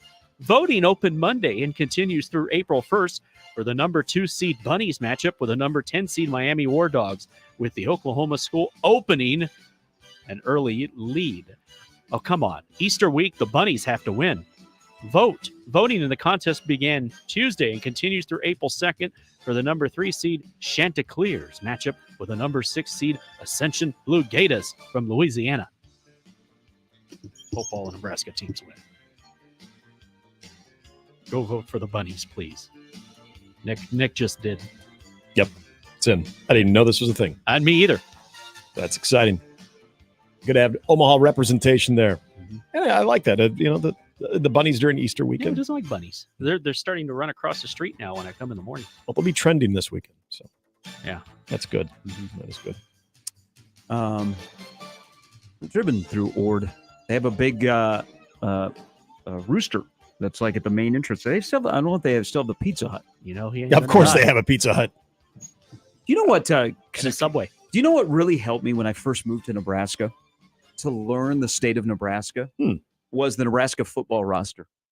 Okay. Oh, to see the hometowns. Because they would have guys from all over the state. I got you. So that's how I first learned of Ord, because there was a player at Nebraska that was from Ord. And I'm like, where's Ord at? And then when you drive through Ord, I was like, that's where such and such live. Yep. Like, I never knew that there was a St. Paul, Nebraska until I met Lauren Kaiser. And he's like, I'm from St. Paul. And I'm like, Minnesota? That's what I said. I said, Minnesota? Yeah. He just like stared at me. I'm like, I'm not. Come on, man. And I said, I'm not from here. All right. Thanks, Jimmy. So back to our discussion about making a villain in men's college basketball, and why can't it be a guy like Baylor Shireman? Kyle writes in, I think it's going to take more than a couple games to become a villain. Clark grew into that over the years. Baylor has never stood out from the rest of the team. I think it's hard to pick out the guy from the Creighton roster. The parts are more than the sum. I think that's a good point. I would agree with that. So he needs to go elbow someone. So again, I asked this kind of in passing last hour. She's a draw. There is no doubt. Caitlin Clark draws eyeballs. She's also a person where we can't have a normal conversation about. Right. You can't walk into your coffee shop this morning and sit down with the fellas or the ladies and just go Caitlin Clark and go. It is a normal conversation. Mm-hmm. So kind of the lines of a guy like Shireman and other athletes that they play with a lot of emotion, because sports are emotion, right? That's what sports is. Yeah. Sports is played with a lot of emotion. Now, sometimes your emotion goes too far and it rubs people the wrong way, but sports are emotion. And I'm fine with people that play with emotion and they don't constrict themselves because they're worried about what other people are going to think. Mm-hmm. I mean, whether Caitlin Clark does a lot of officiating during the course of a game hasn't affected her bottom line. People still want to be associated with her. Yes. D-Pick on the stream brings up this point. He goes, sure, show some emotion. Does that emotion have to be whining to the refs every single trip down the court? Well, but we kind of, that's you how you decide if it's the right emotion, the wrong emotion. But it also brings into a discussion, and I had this yesterday. I had a wide-ranging conversation with a fellow media member at the Troy Dannon Day. Mm-hmm. From the onside kick in Dublin to 1890. The onside kick in Dublin got brought up. All right. Yeah. To 1890 to this point about Caitlin Clark. Why do we treat men and women, I should say male and female athletes, differently when it comes to emotion? It's a great question, because we do. So Cameron Brink walks off the floor after fouling out in a game the other night for Stanford and clearly F-bombs the official. Yeah. Let's say one of the 42 guys from Houston that fouled out against Texas A&M, when they're walking off the floor and they F-bomb the official and both get caught on camera, what's the reaction? Not much. There's not much reaction of, oh, whoa, he didn't like that, as opposed to, what is she doing? Mm-hmm. Come on. That's not how you're People supposed get to mad at handle him, yourself. and they think, oh, well, hot girl saying that. It's, yeah. For me, I would say it's the visibility of the sport itself and how much of the men's side of it do you consume compared to the women's side of it. And anybody who's been around the women's side of it, if you are a regular fan, if you are someone that covers women's college sports, especially in this conversation, college basketball, that that the trash talking, the disdain towards officials' calls is the exact same as the men's. The same things happen. Heck, even to some level, and we talked about this yesterday a little bit, even more so, that you're numb to it, you're used to it. But for people who do tune in, because say you want to see Caitlin Clark, are you watching women's college basketball every night? Are you inundated as much as you are with the men's game? So I think you get desensitized when it comes to the amount of things that you're seeing when you're watching, say, football or men's basketball. And then you tune in on occasion to watch a women's basketball game, and you see that, and it's surprising to you because you think that maybe because you haven't watched it as much, that it's going to be a little bit more cleaned up because, boy, they're trying to gain an audience, aren't they? They're trying to gain more of an audience than what they currently have. Is this the best way to gain that audience? Yet the men do it, and they've already got the audience, and you're thinking, well, it's acceptable. But I just think it's what we're used to watching. And when you're not used to watching women's basketball and you see that happening, you have a different reaction. I think you just naturally have a different reaction to it. What if in softball, someone hits a home run and they have an epic bat flip? And in baseball, they do the same thing and have an epic bat flip. What's our reaction to both? Are they different? I'm the wrong person to ask because It's not different to me. It's a ball bat sport, and so I do not differentiate. Now, I will say this: how do the commentators react to it? Because that can also softball, they would react. Oh, you don't know. Yeah, and see, and then that drives the conversation. But at the end of the day, whether you like 22 in Iowa City, you're watching, you're buying Chinese food at Hy-Vee, you're going to spend an absorbent amount of money to take your kids to go watch a game in Lincoln. Mm-hmm. She's grown the game, and throughout the history of sports, is there any star, and she is a star, megastar, that is not polarizing? No. Either in the grips of their career or even after their career. I mean, this is a big basketball discussion because look at the Jordan, look at the LeBron. Yep. Steph. I mean, maybe the only person that at the height of their stardom was not just totally polarizing and you couldn't have a normal conversation about him, Tiger Woods. I'll push back on that. I don't know that Tiger Woods at the height of his career when he was winning and he was growing the game of golf, there was a polarizing discussion. Maybe by the old heads that didn't want to see him make a run on Jack and Arnie. Yes. But most people are like, this is like one of the greatest things that is going on. I would say that was probably the overwhelming majority that thought that. I would hear pushback, though, on the way that he treated fans, the shuttering of cameras, the way that he treated media. There was and that was very minor when it came to any type of pushback, but his overall demeanor and the treatment of others that were following things, you would get that on occasion. But again, I feel like there's no such thing as when you reach those types of heights in your sport, people are going to find things to pick at. Because you and I are probably rolling our eyes if we hear someone, well, did you see Tiger Woods after his drive stare back at that cameraman for it shuddering? Like, come on, that's you don't need to do that, Tiger. Carry yourself in a better way. I roll my eyes. You probably roll your eyes. But people need something to pick at. No, but I also no. I don't roll my eyes because I understand the difference between on the competition field persona and the off the field persona. Was Tiger like that off the course? No, Tiger was actually extremely distant off the course. He wanted to be away from all of that, and it kind of consumed him. I mean, that entire dynamic in that story is my gosh, we could go 4 hours on that one.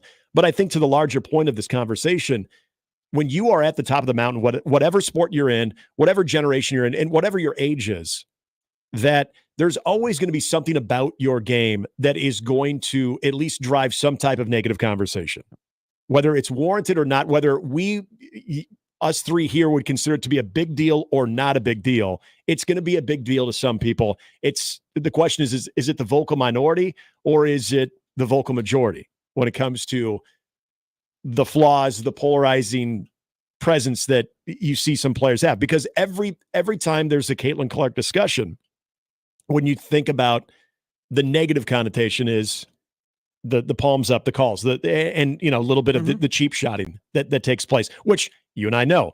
Other players do that. Other players cheap shot. That happens. Yeah, we just had a tweet. What about Tominaga? Yeah, Casey, exactly. Another one. Sports are emotion. Mm-hmm. I mean, we want passion. I mean, we have passion as fans. We think sports are emotional. Do you not listen to Big Road Overreaction?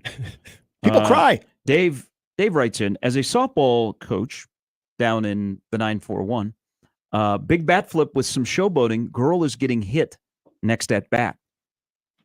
And how is that different in baseball? Dookie Clint, good luck against Houston there, Duke.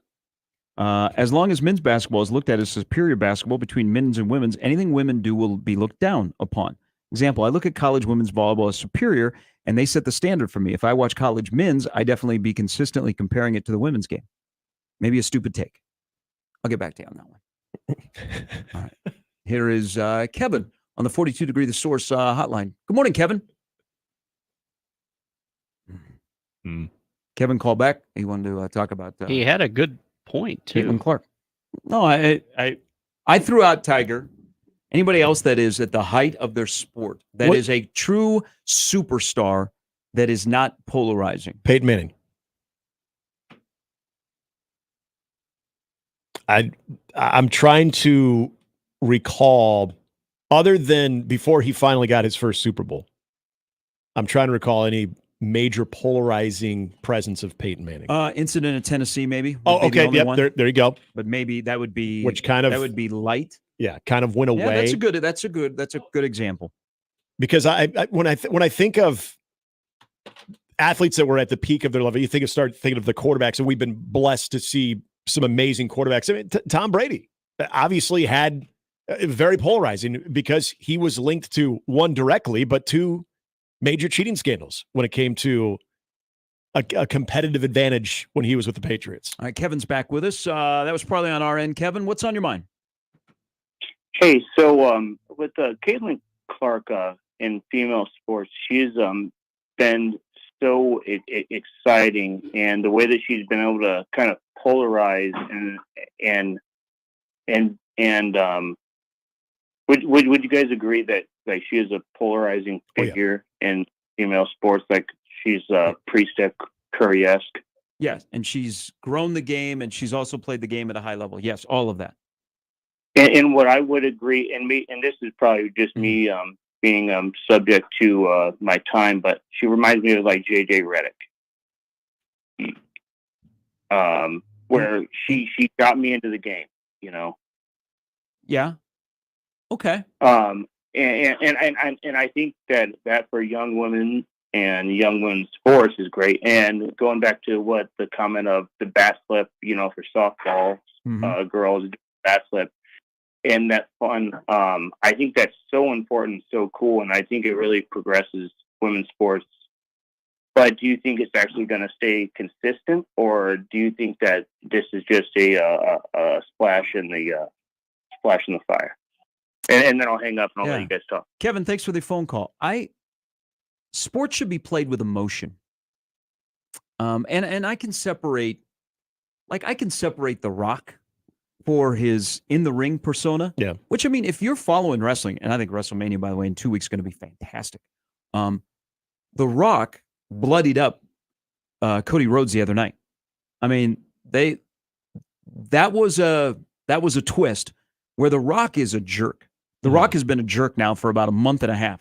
He's the heel. But then today, he's going to tell me about the XFL, and you'll be like, oh, that's cool. Yeah. Okay, so be the I think CEO. I think this is my growth. If I can separate the competition field personality and then the off the field personality, but I don't want anybody ever to be restrained and not show emotion because sports are emotion. Mm-hmm. And Because then society it's tells a you you to. thing on how you like, well, nope, you can't do that. But in terms of how we look at female athletes to compare to male athletes, I hope we've crossed a barrier where it's okay for female athletes to show emotion and we don't get triggered. But the same thing happens on the men's side and we go, that is great. That is great. Oh, you can't do that because you're a female. Right. I hope we've overcome that. I'm not oblivious to think that we have not, but women's basketball, and especially 22, has done that where we accept a female athlete playing with emotion and it's okay. Because we certainly do that with men. Yeah. Now, we might say, that guy's an a-hole, and you know what? I hope they go after Tominaga. But I'm okay. You should play. Sports are emotion, and you should play with emotion because I'm more likely to go at you if you don't play with any emotion at all.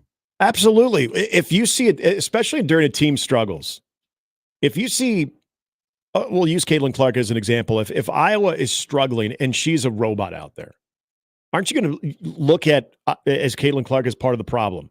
As opposed to when your team is struggling, yet you're emotional, you're trying to do everything in your power, and you can tell it is killing that person because they can't get a call, they can't get a bucket. They themselves individually can't get a bucket, and it's weighing on them. I don't even think you have to be a former athlete to appreciate that. I think it's someone who understands athletics, and to your point of understanding the emotions that go into it, as we as fans as well pour into that you should understand that emotion. That's the authenticity. That's what you want to see when it comes to our athletes, coaches, when they show that authenticity, when they show who they are in the heat of competition. And all you have to do, hell, I don't care if you're just doing a weekend project and something doesn't go wrong and you yell out a profanity. That's raw emotion. Okay, you don't want someone to come in there like, hey, whoa, what are you doing? You can't be acting like that. You should never. And when we're talking about competition, that's where we all need to step back. And this is why I bring up commentators, especially if you're viewing a sport for the first time or something you're not very familiar with. When you brought up the example of the bat flip, the reason I bring up, what are the commentators saying?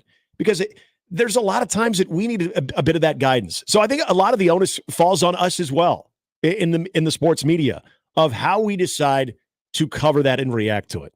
Because you have a lot of people, especially in women's college basketball, that are tuning in for maybe the first time or are not regulars to know what's right or wrong as far as behavior on the floor or what's consistent, what's more normal. Softball, college softball, same thing. If you see someone bat flip and a commentator says, oh, there's no place for that. You know what? You're going to take your cue from that because you're going to assume, well, they know more about the sport and the way that it's supposed to be played than I do. So, yeah, I guess that is a bad look as opposed to, oh, I love the emotion that they're showing right there. We got to go to a break here, but think about this through the break. And then we come back. Nick's going to give the 5 names that are going to be part of the Censored Sweet 16 contest here. Joel says, Clark gets away with more antics because she is a woman. Any man who acted like that on the court would be hated. Chew on that. Interesting point from Joel. Coming up in about 30 minutes, Dylan Travis headed to the Olympics in Paris as part of the 3x3. He got his berth, and he is going to represent the red, white, and blue. He'll join us coming up at 8. Nate Lesnar, Omaha, a frequent visitor to the city of Omaha. Nate will join us coming up at 8:30, of course, the right-hand man of Fred Hoiberg. And Brandon Vogel as well. We'll ask Brandon Vogel because this has become a talking point when a new AD gets here is we're going to win. Maybe Brandon can define what success at Nebraska actually is. We say it, but do we know it? That's all still to come. Mornings with Sharp and Handley on 1620 The Zone. All right, say goodbye to your busted bracket. Now, if you had a busted bracket, that's because you went with a bunch of upsets and the tournament went chalk. Mm-hmm. Well, FanDuel right now is going to let you bet on every game of the tourney, whether you're betting on a big upset or on that one seed. It's time to be dancing with America's #1 sportsbook. It is FanDuel, because right now, new customers, you get $200 in bonus bets if your first $5 bet wins. That's $200 to use on point spreads, money lines. Look at some of the over-unders, including down to the 16 teams starting tomorrow night. Iowa State, Illinois, over-under at 146.5. Like the under, the way that those clones defend. However you want to get involved, visit FanDuel.com. Use the promo code ZONE. Bet on college hoops, and again, use that promo code ZONE. It's FanDuel.com/zone. Bet on college hoops until they cut down the nets. 21 plus and present in Iowa. First online real money wager only. $10 first deposit required. Bonus issued as non-withdrawable bonus bets. It expires 7 days after receipt. See terms at sportsbook.fanduel.com. Gambling problem? Call 1-800-BETS-OFF. Gary Sharp, Nick Handley, and Jimmy Chavez. Mornings with Sharp and Handley. Weekdays 6 to 10. On 1620 The Zone and 1620thezone.com. Your Omaha area forecast from the Godfather's Pizza Weather Center and KETV News Watch 7 on 1620 The Zone. Cold start Wednesday with increasing clouds through the morning. Can't rule out a few stray flurries. Otherwise, expect more afternoon sunshine. Staying cool, though, with highs in the low to mid-40s. I'm meteorologist Sean Everson from KETV News Watch 7. Equitable Bank. We take banking personally. EquitableOnline.com. 1620 The Zone. Traffic. From the Pyramid Roofing Time-Saving Traffic Center.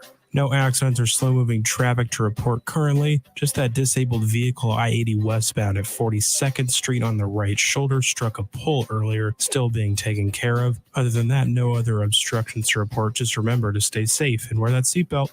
I'm Peter Krenzer. Time-saving traffic is brought to you by Pyramid Roofing. If you've seen the white trucks with Rufus the Spotted Dog, then you know about Pyramid Roofing. Spring's almost here. Replace your siding, windows, roof, or gutters. Call Pyramid Roofing at 402-502-9300 or visit PyramidRoof.com. Never settle for less. The world's largest sportsbook in Las Vegas is available right at your fingertips in Iowa. The Circa Sports Iowa app is sports betting the way it should be. Bet anywhere in Iowa and experience high betting limits, tight money line splits, and exceptional customer service. Download your new bookie today. Visit circasports.com and start betting like a pro from anywhere in Iowa. If you or someone you know may have a problem with gambling, call 1-800-238-7633. There's no better thing than to help others in their time of need. John Bishop here to invite you to be an organ and tissue donor at goodguysavelives.com. Anyone can register, regardless of age or medical condition. Donor hearts and lungs save lives. Donor tissue makes recovery from surgery easier. Next time you renew your license, check that organ and tissue donor box or visit goodguysavelives.com. Learn more about organ donation today and see how you can save 8 lives at goodguysavelives.com. Meet Cheryl. Hey. She's on vacation and lost in the moment. Unfortunately, so is her Chase debit card. It's got to be somewhere. Maybe she lost it at salsa night. These skirts should have pockets. Or maybe she lost it at Pilates. 3 and 2 and... But she's not worried. With the Chase mobile app, she can lock her card till it turns up. Tools that help protect. One bank that puts you in control. Visit chase.com/checking. Chase, make more of what's yours. Chase mobile app is available for select mobile devices. Message and data rates may apply. JP Morgan Chase Bank, N.A. member FDIC. Are you the decision maker in your company? Consider this. For the first time in decades, there's a better option for a corporate card and spend management platform. Meet Ramp, the only corporate card and spend management system designed to help you spend less money so you can make more.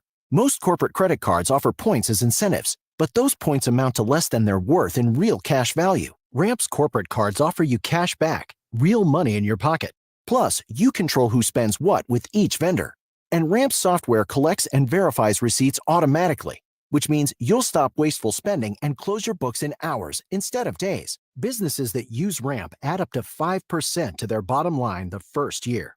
If you're a decision maker, adding Ramp could be one of the best decisions you've ever made. And now get $250 when you join Ramp. Just go to ramp.com/sports. Ramp.com/sports. RAMP.com/sports.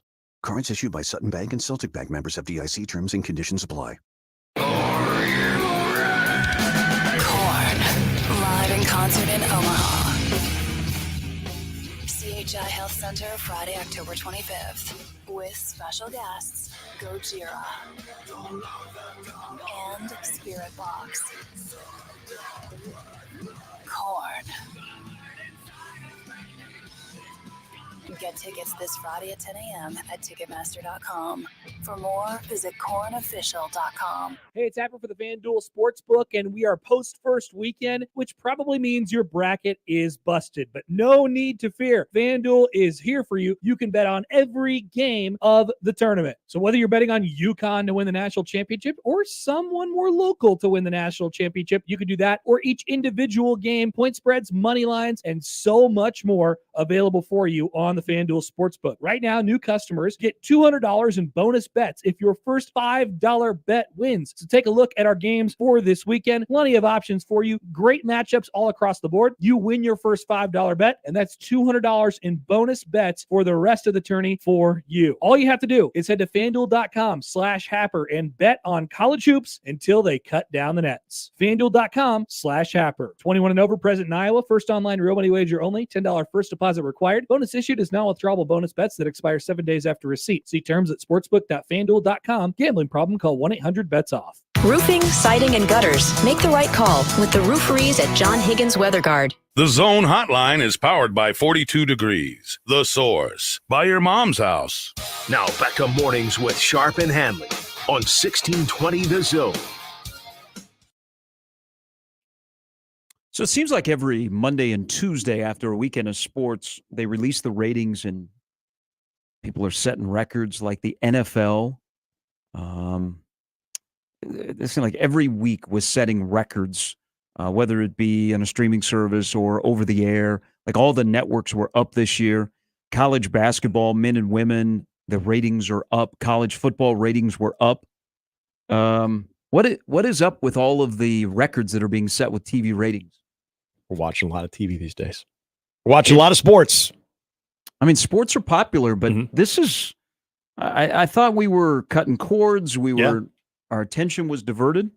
Sports is the only thing I watch live now. Everything else I catch up on. Like there's, most shows we binge. Yeah, I'm not on a TV show's agenda. Sports are the only ones that I really watch live. Yeah. But sports on TV are really good. Ratings are going up all the time. People are setting records. Like the men's and women's basketball tournament is doing really, really well. Women's basketball, as expected, people love watching Caitlin Clark. 4.9 mil watched Iowa, West Virginia. If Iowa LSU play in the Elite Eight, those ratings will be through the roof. Especially given what happened last year. Well, and then what's to come with possibly Kim Mulkey. Yep. Who There's that part of I it think too. it'd be fantastic if the Washington Post released that story while LSU was in the air traveling to Albany. That's what the Big Ten did to Harbaugh. That's true. He was in the air and they decided on Harbaugh. Yep. Why not? Why the Washington Post? They figure out when there's LSU is taking off. There's other reasons for flight tracker. They're in the air and they release the story on Kim Mulkey. And then when she turns the phone on when they get off airplane mode. Bob says, he goes, my only complaint with, he first prefaces, says, I'm a basketball fan, men and women. I support all the local teams. Just kind of parsing through this. He goes, I support all the local teams. I go to men's and women's games at Omaha and Creighton. So I like basketball. It doesn't matter which side. My only complaint against women's basketball and my fear is they've spent so much time making Caitlin Clark a singular focus of the coverage that what will it do to the sport when she is gone? I think it's a fair question. It is. It has, and we're all chasing the bag. ESPN is smart. ABC is smart. The more Caitlin Clark, the more eyeballs, the more revenue. They don't want to see her go out. Okay. Somebody at Buffalo Wild Wings hit the button the other night at Carver Hawkeye and said, no. Yep. The ladies from Country Roads need to go back because we can't have them winning. Because they understand. Yeah. It's a revenue stream. Yep. I think what she has done on the women's side to grow the game and the audience, and you hope it's not only just TV, but more people are, younger girls are realizing that this is a possibility and they're picking up a basketball or they're furthering their career. I think what she has done is brought more attention to the women's game, that we watch Iowa and then we go, man, that was kind of fun. Let's watch UCLA Creighton. Yeah. I got to look at the athletes that are on the floor. Look at the shot making.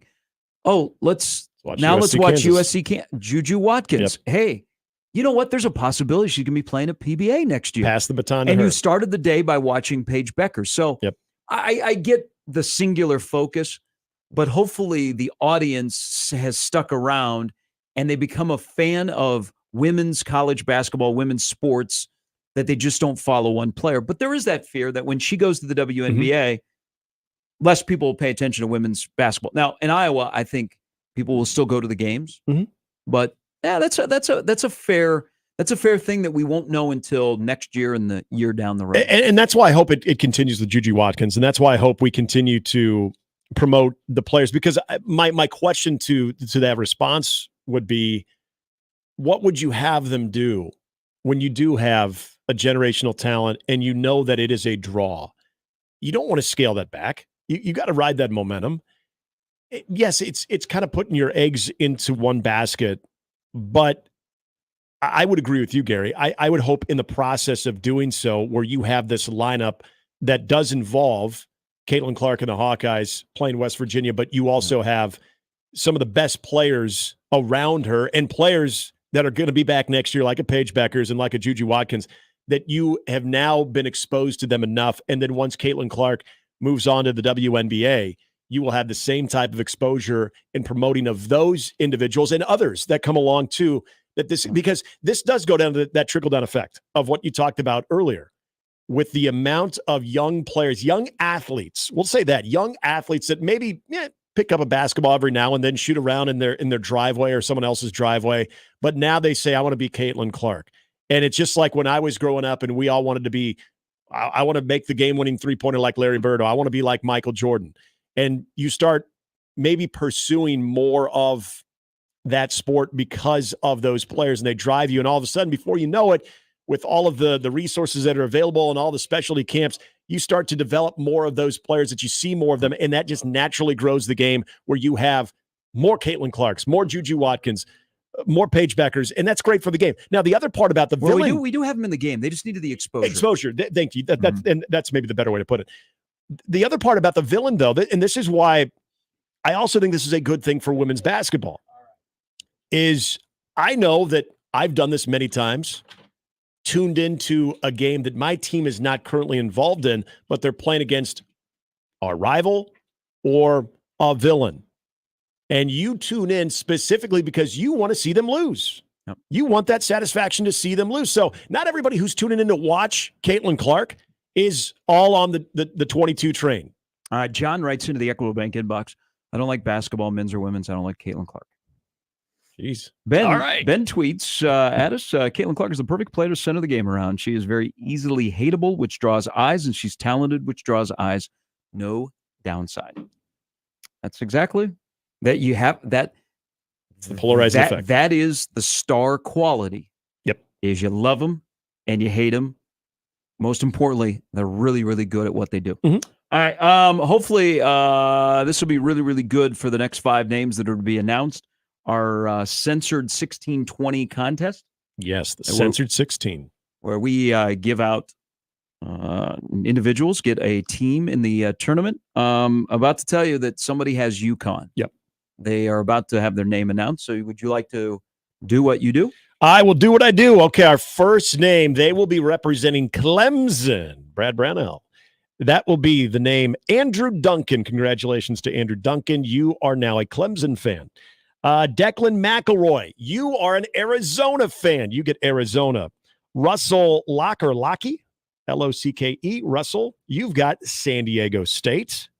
Sarah Grease.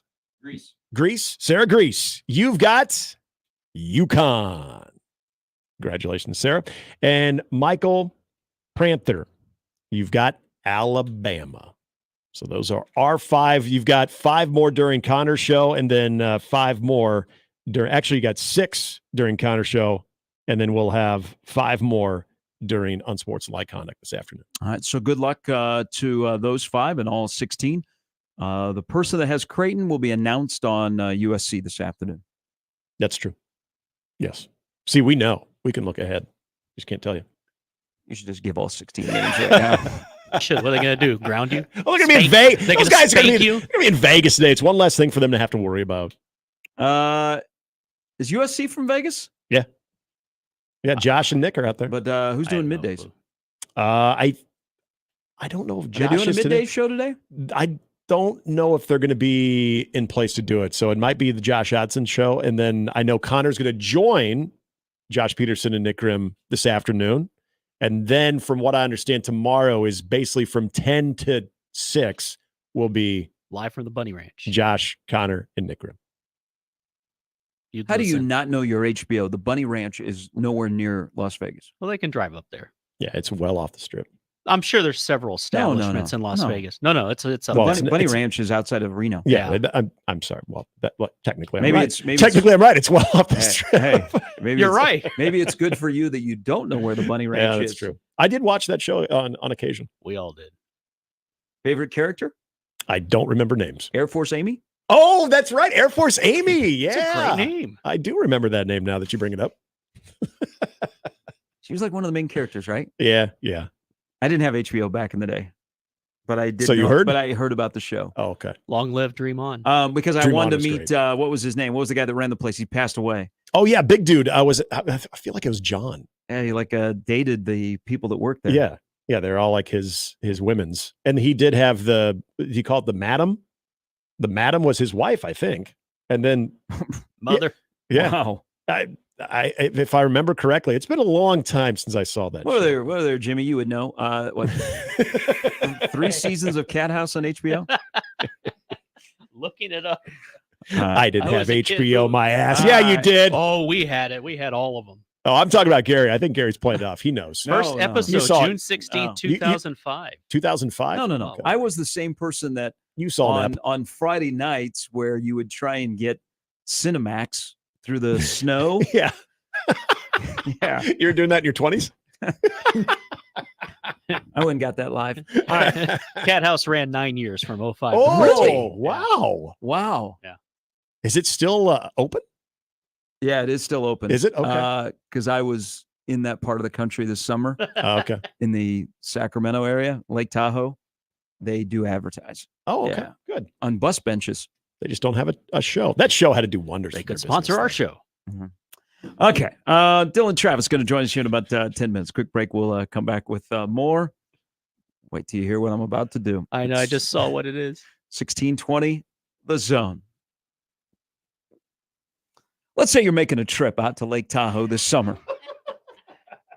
And you want to have a lot of fun because you can go out to Lake Tahoe and have fun. Maybe you want to have more fun than is in some places allowed, but you're not really looking forward to it when you should, because this is the ultimate goal, is to go have fun. And you're thinking, I'm not really excited. You can't get me excited. No, I can't do it. No. Your decreased mental acuity has really hurt your attention span. You can't pay attention to 40 minutes of basketball. Your stress can cause focus issues. And you can't even do like the simple tasks like dribbling a basketball. But now all of a sudden you got belly fat, you're bloated, you got a lack of lean muscle and tone. And you used to be able to get rid of it. Now you can't. You're wondering, what in the heck is wrong? And then most importantly, your low libido. Yeah, it doesn't matter if you're going to the Cat House. It doesn't matter if you're going to Lake Tahoe or if it's March Madness. You don't have any interest in your spouse or partner. That can lead to relationship problems. Nick and Jimmy can tell you. And you know what they did? They went to Mentality because they're like, I got to get this fixed. You know what? I've heard Sharpie tell me about low T. I'm not even sure what that is. But this is what it is. It is low testosterone. And at Mentality, they have FDA-approved testosterone treatment with the board-certified physicians that'll work with most insurance companies to get to the symptoms of low T. Let's say you can't dribble a basketball because when you dribble, it doesn't come back up. That's a sign of low T, not just low air in your basketball. you know what? All of these symptoms, fatigue, lack of energy, sign of low T, you need to get it checked because it's fast, it's easy, and they might even find something else that is going wrong. It might be, you know what? You're about to foul out. Mentality can help you. Their physicians will get you in. You get a complete physical exam. You get your blood panel. You get a consultation. With the results, they'll sit down. They'll go through everything because they want you to be the best for your family. They want you to make the game-winning shot, and they want you to have more energy and a better attitude when you go on vacation, regardless of where you're going. So see if you have low T. Get it fixed today. Mentality can help you. Go to the website for more information, lowtusa.com. More with Gary and Nick after this on 1620 The Zone. Remember, no matter how you listen, it's still AM radio. 1620 The Zone. Oscar's Pizza and Sports Grill is your home for the big game. We're in the middle of the best time of the year of basketball season with meaningful games every night with 40 TVs and massive dual projectors. The games have never looked better. Pair that with their award-winning char-buffed wings and $7.99 Monday through Friday lunch specials. Oscar's Pizza and Sports Grill has everything you need. 173rd and West Center Road, and for takeout, 162nd and Maple. Some days I cover up because of my moderate to severe plaque psoriasis. Now I'm hitting the road with clearer skin thanks to Skyrizi, Risankizumab Riza, a prescription-only 150 milligram injection for adults who are candidates for systemic or phototherapy. With Skyrizi, 3 out of 4 people achieved 90% clearer skin at 4 months. And Skyrizi is just 4 doses a year after 2 starter doses. Don't use if allergic to Skyrizi. Serious allergic reactions and an increased risk of infections or a lower ability to fight them may occur. Before treatment, your doctor should check for infection and tuberculosis. Tell your doctor if you have an infection or symptoms such as fever, sweats, chills, muscle aches, or cough, or if you plan to or recently received a vaccine. Thanks to Skyrizi, there's nothing on my skin, and that means everything. Ask your doctor today about Skyrizi, the #1 dermatologist prescribed biologic in psoriasis, and visit skyrizi.com or call 1-866-SKY-RIZZI to learn more. Hey, Omaha dog lovers, get ready for more wags and more fun. Hound HQ, your dog's favorite spot for daycare, boarding, and top-notch grooming is now open. At Hound HQ, there's plenty of space for a pup to sleep, play, and everything in between. Plus, our expert groomers are here to ensure your furry family member always looks fabulous. Join our pack on Facebook and Instagram at The Hound HQ, or visit our website, thehoundhq.com, and sign up your dog today. Hound HQ, more wags, more fun. Trees, are they all the same? Not at Lanahaw. Grown from a quality seed source, handcrafted in our local farms for generations, and acclimated to our tough Midwestern climate, Lanahaw's trees are different. Simply put, they're better. Much like our trees, we take great pride in being homegrown. Visit our garden center to find your next tree today. Rooted in quality, unmatched value. Lanahaw Nurseries, 192nd and Center. At Sid Dillon Chevrolet, we want you to have the best car buying experience possible. Shop Nebraska's #1 volume Chevy dealer group or at SidDillonChevy.com. Together, let's drive. You are what drives us, Sid Dillon. What goes perfect with the madness of March? The convenience of Cubby's downtown in the Old Market, 13th and Jackson. And if you're gearing up to watch the game, Cubby's has what you need. You'll find a full meat counter with steaks, burgers, chicken, and homemade brats. Hot and fresh deli food, including Chester's Chicken and Godfather's Pizza Express. Pop, water, beer, and a full liquor department. See you at Cubby's Old Market, the very best in convenience. Open 24 hours at 13th and Jackson. Now back to mornings with Sharp and Handley on 1620 The Zone.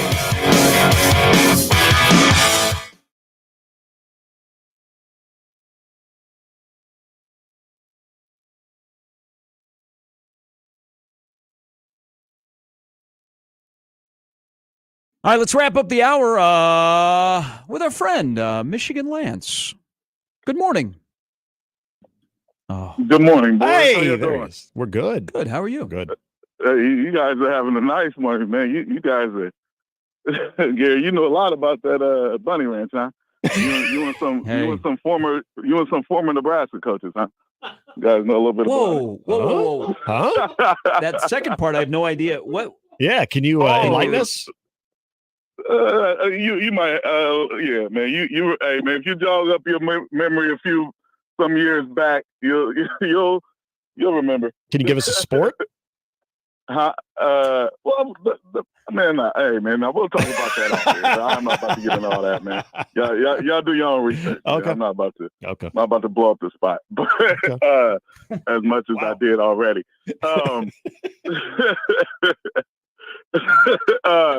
Hey, man, the women's game, man. Like, so the women's college basketball game, right? Yeah. What they didn't have to do is just only sports entertainment. That's what I'm talking about here. The media. They didn't have to just focus in only on Caitlin this year, right? They should have somehow did like they're on the verge of like Bird Magic type, elevating the NBA, elevating the college game like Bird Magic did. Like the women's basketball can do that with Caitlin, and I think they should have did it with Juju Watkins. I think they should have put more emphasis. All right, hey, Caitlin watch, and then Juju watch. Like she put up 28, Caitlin put up 35. Like what did Juju average? Was she average about 28, 30? I mean. Yeah, took a team that was a losing team to winners this year. Like, you know what I mean? Like that could have built up good. Go ahead. It will, because they're going to hand the baton off to her. Yep. And Lance, she's playing on the West Coast on the Pac-12 network. Next year in the next year in the Big Ten, if you didn't already know about her, it's going to explode. Oh, right. Yeah, I got you. Yeah, and I just think that, but it doesn't always have to be singular one though. Like I think the girls' game, do something different. Don't do the men's model of one. You know what I mean? Like you've got enough great players to really play. I mean, Paige is out. Paige is back. Like, hey, don't forget about me. Back-to-back 30-point games. Like you didn't have to just focus all your media attention on one. Hey, let me ask you real quick. Go ahead. Why can't we do this with men? Like we're rattling off. Like we don't even hesitate rattling off women's basketball players. We couldn't just bang men's basketball players. Why? Yeah, I don't even know I know all the semifinalists for the Naismith for the women's. I don't even know 4 top college basketball guys. The reason why is when the NBA did you got to go to school for a year, right? Well, they went to school for a year, and then people started going overseas, and then or other outlets, and then from overseas it was the G League finally let high school kids come. So like all these kids say, I'm gonna go make money professionally right away instead of going to 1 year of school, which isn't, you're not even going to school for 1 year. You're going to school for a semester, and then that second half you're not doing anything. So that's what happened to they messed up. College game just got left behind because of they became the middleman in between high school and NBA. And then those high school kids found a way around college. And so that's where we're at. You know what I mean? Like, did you see like the NBA draft last year? There were kids like playing in leagues I've never even heard of. I was like, huh? Like, what? Like, kids getting drafted. Like, what is this? Yeah, he went 1 year in this OTSFLA league. Like, what? Like, so that's what happened. I don't know if they can get it back, Gary. Like, I don't know if they can get it back, especially with AAU. Like, everybody just looks at it. Like, nobody cares really about the high school game or, high school basketball games or college basketball. I mean, they care about college basketball games because of March Madness, but they're not watching it because of players or really even teams. You just made a really good point. We have focused the college men's game so much on March Madness, where women's basketball has won because women's basketball focused on the entire season. Yeah. Yes. Oh, the entire season. And also, but here's the thing. Well, why is it the WNBA good? Well, for one thing, once the college stars, we don't hear about them once they go to the WNBA. It's like, well, what happened? Like, what do you? And so they're too top heavy as far as age. Like, they have an ageism issue to where they're still holding on to players from 15 years ago, 20 years ago, where it's like, no, you need to bring in these new stars from college like Bird and Magic and center around them to build the brand. Like, so that's yeah. You know what I mean? So that's their issue. Next So wave. it's crazy. Yeah. Hey, so but go ahead. Hey, no, we're up against the top of the hour. I No appreciate. problem. Hey, I appreciate the Thank you, guys. conversation. Yep, thank you guys. Appreciate it. You guys have a good one. You too, Lance. Michigan Lance. I mean, Tristan Newton's one of the best players in the country, but if I went outside the studio here at 50th and Dodge in this good basketball town, people know. If I said, hey, who's this guy? Would somebody go, oh, that's Tristan Newton? No. Even if you were a Creighton fan. No. You recognize him right away. Like Zach Edey. We recognize Zach Edey. Yeah, Zach He's Edey. 7'4". Right. It's maybe Terrence Shannon. The men's college basketball part is not in trouble. No. It's just they don't have the star power that the women do. Yeah. But we watch. I mean, one sport right now has star power. The other has the emotional connection to the jersey. Mm-hmm. That's very true. But it used to be entirely different. It swapped. Exactly. And along came Caitlin Clark. All right, along comes an Olympian. Really, really happy for him. Dylan Travis is going to join us next. Mornings with Sharp and Handley on 1620 The Zone. Hey, as most people are this time of the year, you're dressed for success. Now, let's say you want to be the look of the jeans and the sport coat, and you're wondering, how could I pull that off, or where could I pull that off? You know where you can go? You can go check out my good friends at Lindley Clothing. They've been dressing men for over 88 years. That's right. They've been taking care of you. And you're thinking, I thought they were just for suits. No, they've got sportswear, 2 suits. They've got jeans. They've got great polos. You're looking, man, it's that time of the year. I'm going to be out. I don't need to be wearing a sport coat, but I need to have a good look.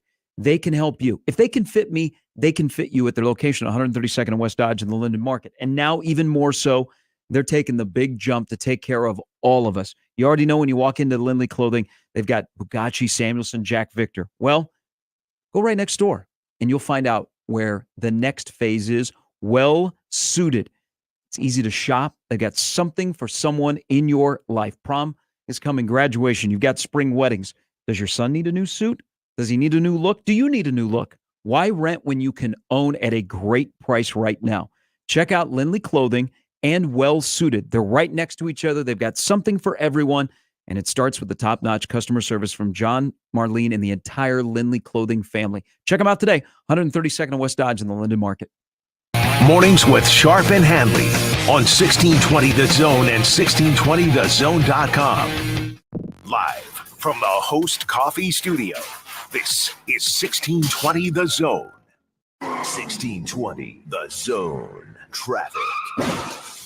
From the Pyramid Roofing Time-Saving Traffic Center. Things picking up a bit, especially Dodge eastbound starting around 192nd. That'll be heavy stop and go up to 150th. Sun glare is a factor this morning. If you're going the opposite direction, Dodge westbound, it'll slow down between 108th and 120th. The intersection of 108th and Giles has flashing reds in all directions right now. Stay safe and wear that seatbelt. I'm Peter Krenzer. This time-saving traffic was brought to you by IBEW Local 22. The electrical market requires your company to adjust to an ever-changing field. IBEW Local 22 gives you flexibility with access to journeymen, apprentices, and proven training programs. Call Bob at IBEW Local 22 for details at 402-980-7596.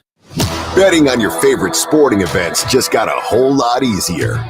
Warhorse Sportsbook is now open in Omaha. Save yourself the drive across the river and put your money where your mouth is at Horseman's Park, 6303 Q Street. Use the Warhorse app to check odds and build your bets before placing your wagers in person, including live in-game betting. No bets, no glory. Wagers may only be placed on Nebraska-based teams when played outside the state of Nebraska. Must be 21 or older to gamble. Gambling problem? Call 1-833-BET-OVER.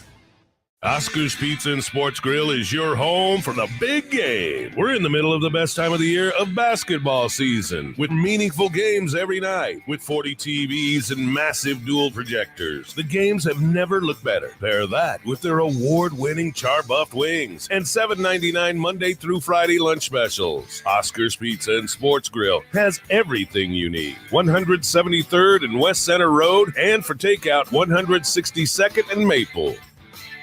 If you're looking for a safe and reliable vehicle to get you through all types of winter weather and more, Baxter Subaru has you covered. Symmetrical all-wheel drive comes standard on nearly all Subaru models and provides you better traction, improved stability, and maximized performance on wet and snowy roads. So hop in the driver's seat of a new Outback, Forester, or Crosstrek now at Baxter Subaru Omaha. Shop our great sales and service deals now during the Subaru A Lot to Love event at BaxterSubaruOmaha.com.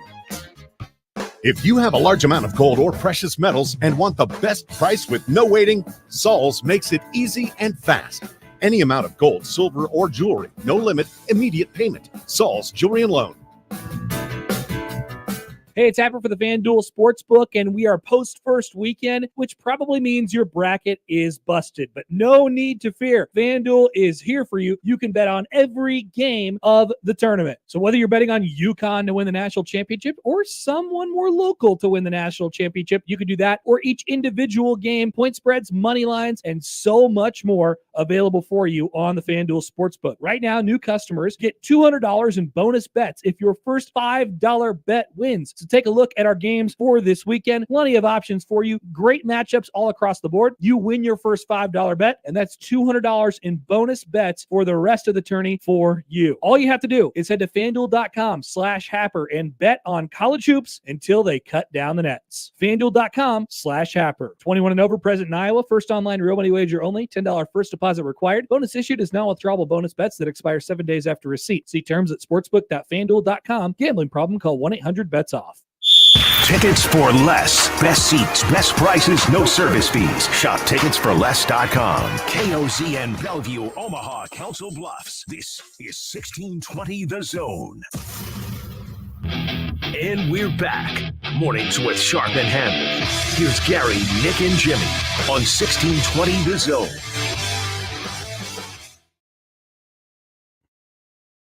Hey, I remember talking to our next guest not a couple years ago, and he was telling me about this dream, and we were all like, hey, this is cool, Dylan. Yeah. It'd be neat, man. We all played 3x3 basketball in the driveway. He's like, no, this is what I'm doing. And the dream has come true. You are about to hear from an Olympian as the pride of Omaha grows. One of the most popular special ed teachers at Omaha West Side is now going to the Olympics. Dylan Travis joins us. Congratulations, my friend. Hey, thank you guys so much for having me on. Yeah, it's crazy what's happened in a couple of years since I was on this show last.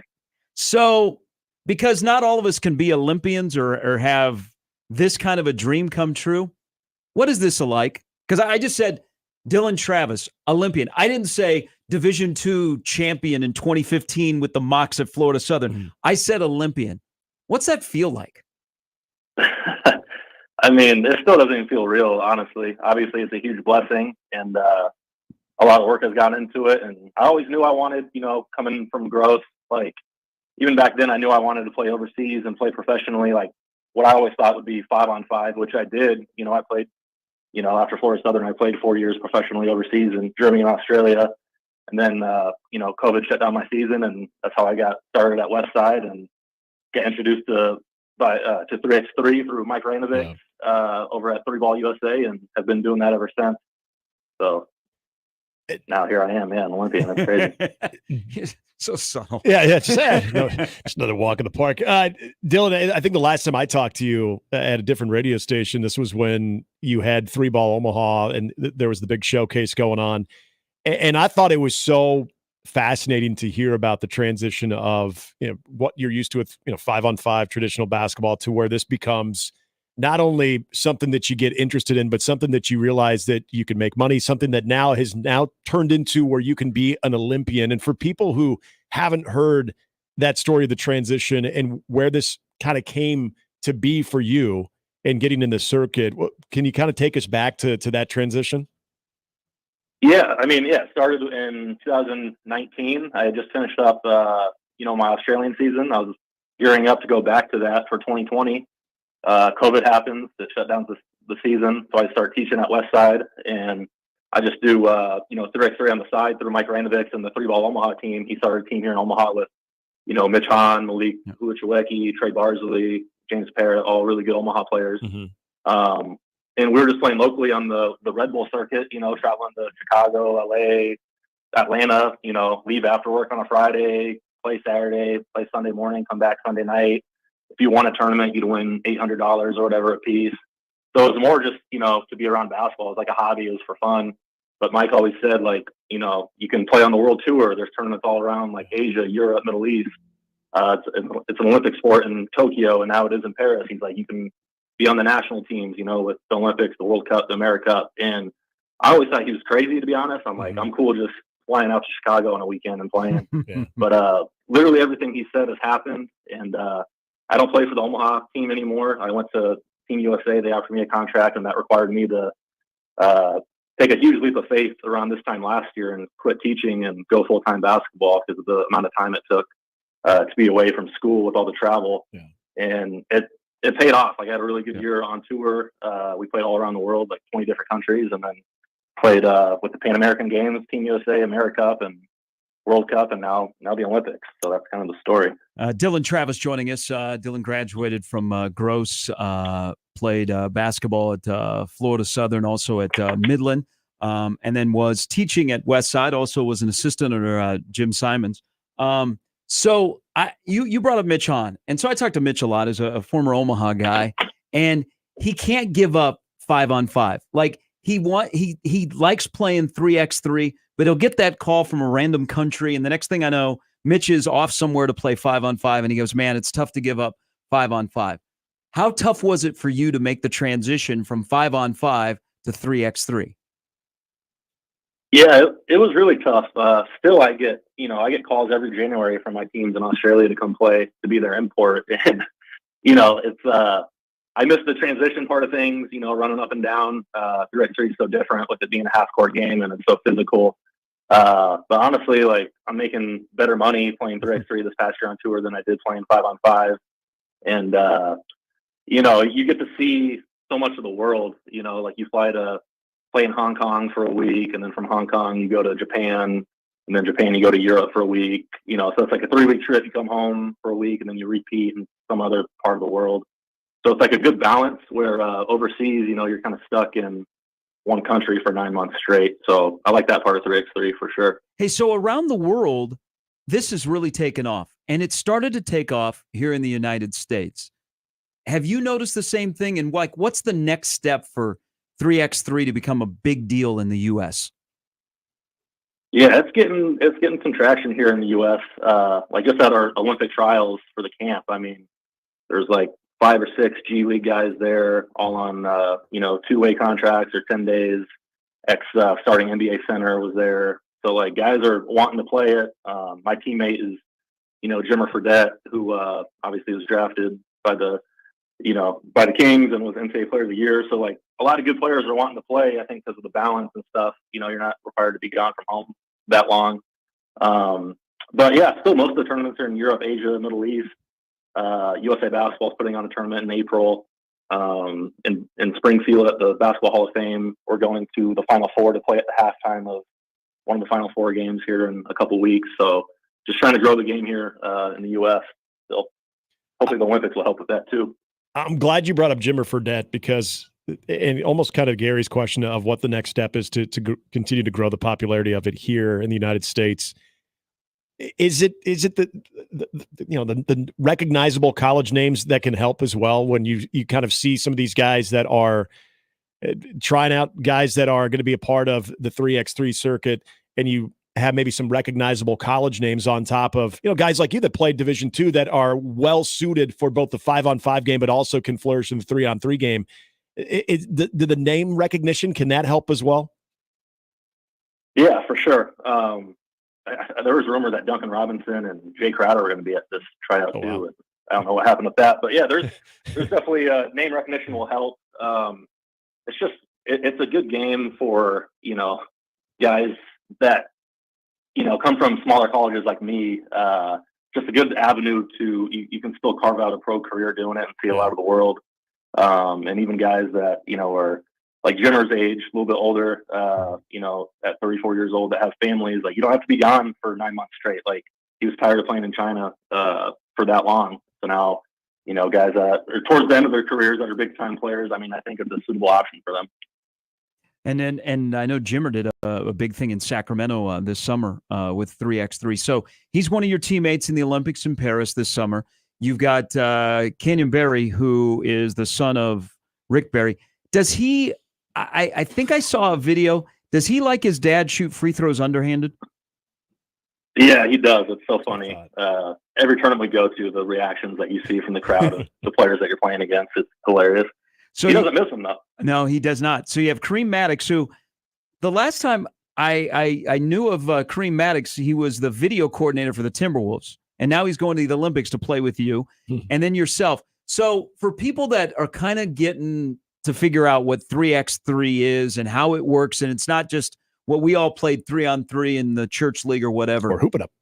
How do you win? What is you four together? How will you guys win a medal in Paris? Like, what is the key to winning in 3x3? Yeah, the key is it's chemistry. I think, USA Basketball has tinkered with having, the younger, G League two-way players, be on their teams and stuff. But, our team always ends up winning those games. And even with our Omaha guys, like chemistry means so much in 3x3, and having guys that are willing to, play their butts off on both ends of the court, offense, defense. You have to be well-rounded. You got to be able to pass, dribble, shoot, play make. Where 5-on-5, more specialties, like only shoot threes or be a rim run, athletic big that can't really shoot or dribble. Like guys like that have no place playing 3x3 because you can just play off them. You can game plan, and it's such a short game to 21 ones and twos, 10-minute game clock, 12-second shot clock that, upsets can happen all the time if you're not ready. So with us four, we just complement each other so well. Like I've totally had to change my role playing with Jimmer. With Omaha and my whole life, professionally, college, high school, I've always been a 20-point per game guy, always been a scorer, got, ball in my hands all the time.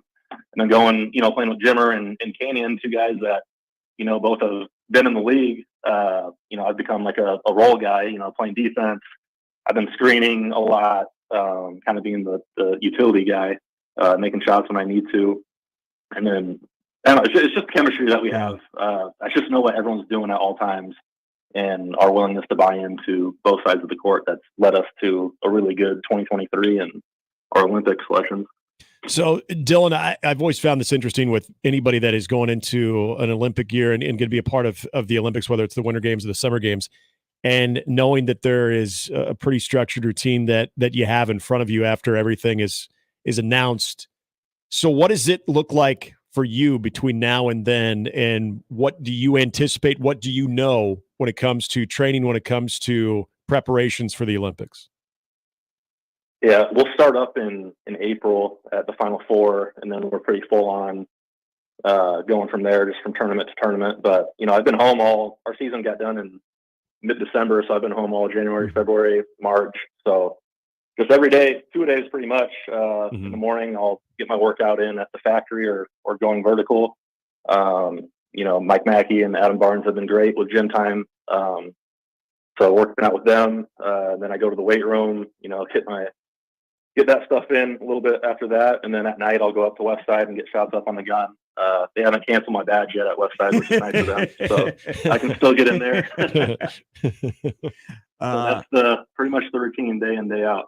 Hey, congratulations, man. I know that this has been a heck of a journey, and it's a dream, and it got fulfilled. And there'll be a lot of people that are rooting for not only you, but the U.S. that have made the 3x3 in the Olympics. And not bad. You're going to be playing on an outdoor court not very far from the Eiffel Tower. That's pretty cool.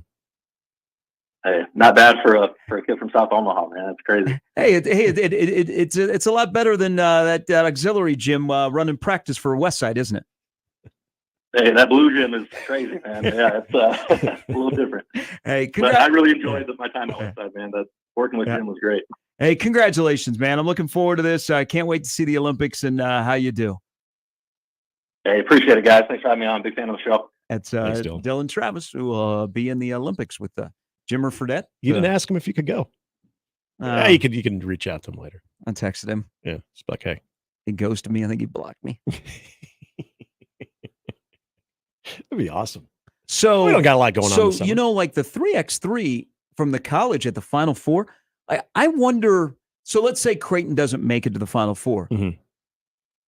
Shireman get invited to the 3-point contest? Yeah, should. Are they still doing the 3x3 by the conference? I thought they were, yes. Because they did it when they were in Minneapolis. They did it at the Mall of America, and the place was packed. Oh, yeah. It was great. I remember Zach Jackson from Omaha played in it. That's right, yeah. But there were people were hanging over the railings watching, and it was really, really cool. So I wonder if maybe I'll ask today. We got Nate Lenzer coming up here in just a moment. Is Tominaga going to be invited to the Final Four? I would think so. 3-point shooting contest? With all the skills, and they do it like a Baylor? Just off-site there, just outside the arena, yeah. But if they're doing the 3x3, and it's the Big Ten has a team, the Big East has a team, those would be two guys I immediately think of. Yep. That would be involved. It's a very unique game. It's fast. It's a little bit different from 7013 Maryland Drive, Bill Blacktop there playing 3-on-3 with the neighborhood kids in Urbandale.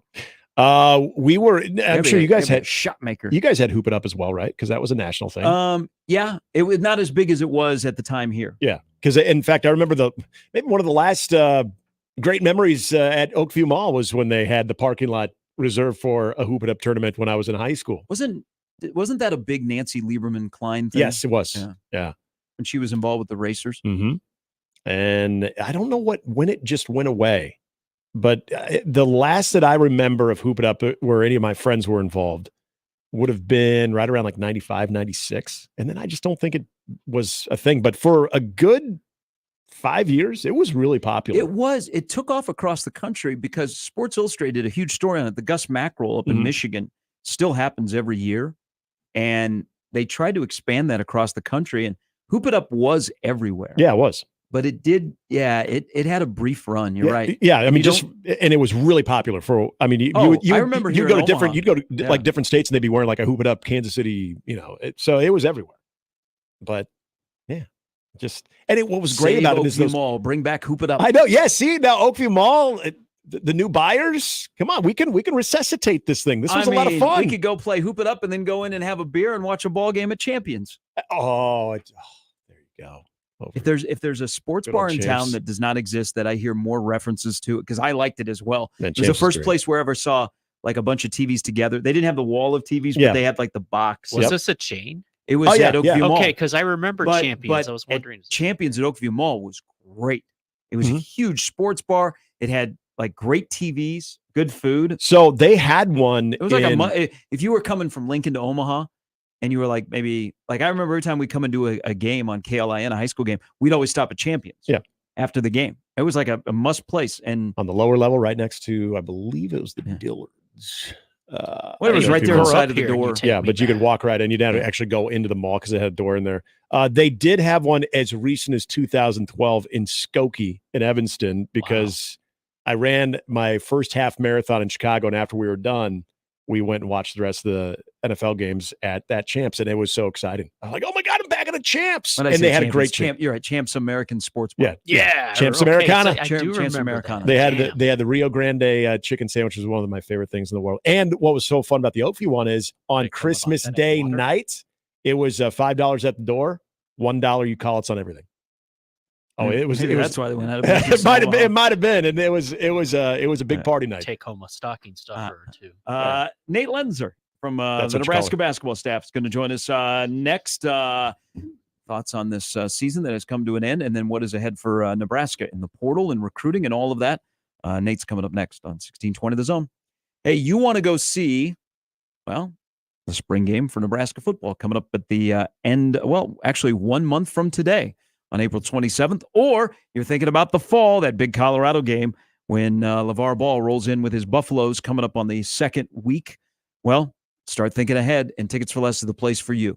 They've also got tickets to the NCAA tournament. Whether you're going to Detroit or you're going somewhere else, or you're already thinking ahead to, what about Creighton in the Final Four next week in Phoenix? How do I get my hands on tickets that are reasonable and I don't have to worry about any per ticket fees? Tickets for Less is the place to go. Ticketsforless.com right now. You can find the best seats at the best prices, the best selection with no ticket fees when you check out. Upfront, transparent pricing.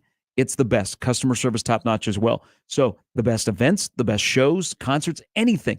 Tickets for Less is your go-to. Ticketsforless.com. Also, you can stop by. They're local. TFL is local. That's right. 145th and West Center is where you can find their office. Go to the website right now, ticketsforless.com, or download that Tickets for Less app. And most importantly, when you get to checkout, use my promo code THEZONE. All one word, THEZONE, at checkout at ticketsforless.com. Gary Sharp, Nick Handley, and Jimmy Chavez. Mornings with Sharp and Handley. Weekdays 6 to 10. On 1620 The Zone and 1620thezone.com. You get a lot of junk in your inbox. This one, not junk. Not junk at all. 1620 The Email. Exclusive content, contests, other stuff probably. Subscribe today at 1620thezone.com. Your Omaha area forecast from the Godfather's Pizza Weather Center and KETV News Watch 7 on 1620 The Zone. Cold start Wednesday with increasing clouds through the morning. Can't rule out a few stray flurries. Otherwise, expect more afternoon sunshine. Staying cool, though, with highs in the low to mid 40s. I'm meteorologist Sean Everson from KETV News Watch 7. 1620 The Zone. Traffic. From the Pyramid Roofing Time-Saving Traffic Center. Injury crash reported Park Avenue at Douglas. Might see some delays in this immediate area for the time being. That Dodge eastbound traffic still very heavy stop and go starting around 180th down to 150th. Opposite direction Dodge westbound very heavy stop and go between 108th and 120th. And if you are traveling on I-80 eastbound, get ready for things to slow down between I-680 and 84th. Please stay safe and wear that seatbelt. I'm Peter Krenzer. This time-saving traffic was brought to you by the Nebraska Lottery. The Nebraska Lottery has raised over $965 million, which has helped provide more than 117,000 college scholarships, save wildlife habitats across the state, and fund new facilities at the Nebraska State Fair. The Nebraska Lottery, helping to build a better Nebraska. What moves you? Whether it's running a race or playing with your grandkids, orthopedic specialists at CHI Health are dedicated to helping you keep life moving. We offer the latest surgical and non-surgical treatments, so you have options for painful shoulders, knees, hips, and every joint in between. Don't let joint pain put life on pause. Count on our team of orthopedic specialists to begin your journey back to what moves you today.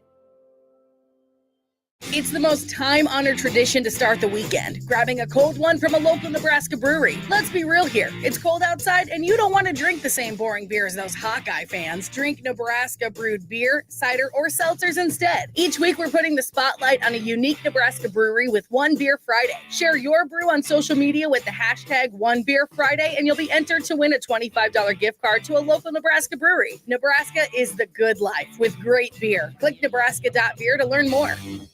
What does Saul's loan on? Almost everything, like jewelry, gold chains, bracelets, earrings, wedding rings, and high-end watches, guns, electronics, $10 to $50,000, super fast and easy with no credit check. Saul's loans on almost everything. Marcus is a connoisseur of anything that's free, so he was happy to read the disclaimer on TurboTax Free Edition. Roughly 37% of taxpayers qualify. Form 1040 and limited credits only. See how at TurboTax.com. That's me. File your taxes 100% free with TurboTax Free Edition and get your max refund guaranteed. See if you qualify to file for free at TurboTax.com. See max refund guarantee details at TurboTax.com/guarantees. That's Mike saying good morning. It's the best he can do right now. Yeah, not a cloud in the sky. What Mike could use is a fresh start. And Irish Spring Body Wash. The fresh scent of Irish Spring and those sensational Irish Spring suds are just the reset Mike needs. Now he's ready to go to work. It's Sunday. Irish Spring. When the spring hits you, you're ready. Pick up Irish Spring at Walmart today. Email unsportsmanlike conduct on the Equitable Bank Zone Inbox with whatever is on your mind, from your hot takes to what you think is one. The Zone Inbox is brought to you by Equitable Bank. We take banking personally. We want to hear from you on the Equitable Bank Zone Inbox. The Zone Hotline is powered by 42 Degrees, The Source, by your mom's house. And we're back. Mornings with Sharp and Handley. Here's Gary, Nick, and Jimmy on 1620 The Zone. All right, Nebraska basketball off of one of the more successful seasons in a while, a trip to the NCAA tournament. And the work doesn't stop because now The construction of the roster for the next year almost begins immediately after you get back from the NCAA tournament. One of the good guys that has been part of it now for the last 3 years is Nate Lenzer, and Coach Lenzer joins us now on Mornings with Sharp and Handley. Nate, good morning. Thanks for your time. Good morning. Thanks for having me, guys. Hey, how do you balance, and you've been through this before at Iowa State with the highs and the lows of this time of the year. How do you balance a couple of days after your season comes to an end, the balance of, man, we had a good season, but we're disappointed on what happened Friday night. What's that balance like as a coach? Yeah, I think that's a great question. I think, I'm not a super reflective person, but I'd like to say that I'm more in the mode of just keeping my head down and yes, there's an element of maybe pride for what the whole season looked like, but yet the competitor and you wishes you're still playing, and even the human side of you, wishes you had more time to still coach the Josiah Alex, the Tominagas, the Boogie Colemans, and things like that. So any end of the year is tough, and then obviously when you feel like you left a little bit on the table, that makes it tougher. But I think the way, at least for me personally, it's written on my board. I actually just wrote it up a couple days ago. Just keep pushing, and this has been a process for us, for me personally too. Getting here 2 years ago, and going through 3 seasons now, and just where we've come as a program in that time. But the fire is still definitely burning, and you just transition, to your point, into that next phase. I don't think any of it ever stops. When you talk about recruiting is every day. It's going on through the season and then the off season, development, relationships, all of it. None of it changes. I think the only thing that changes is maybe for the fans or the competitions. We have to wait until next year, but it's all about what can we do today and keep moving forward. And I think that's the best way. That's the only way I know how to keep pushing and keep moving forward.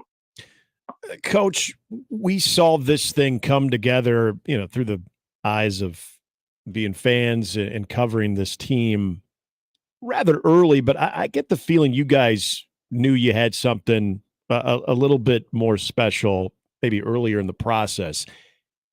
How much going all the way back to the international trip over the summer, how much did that go into getting this group together, but also being able to put that on track to result in the season that we saw with this team? Yeah, I would even actually maybe even take it further back. I think there was a big shift if you start to look at Nebraska basketball in the Fred Hoiberg era, even back to 2 years ago, just with the coaching staff, the recruiting, the type of kids we were bringing in, just the some of Fred and our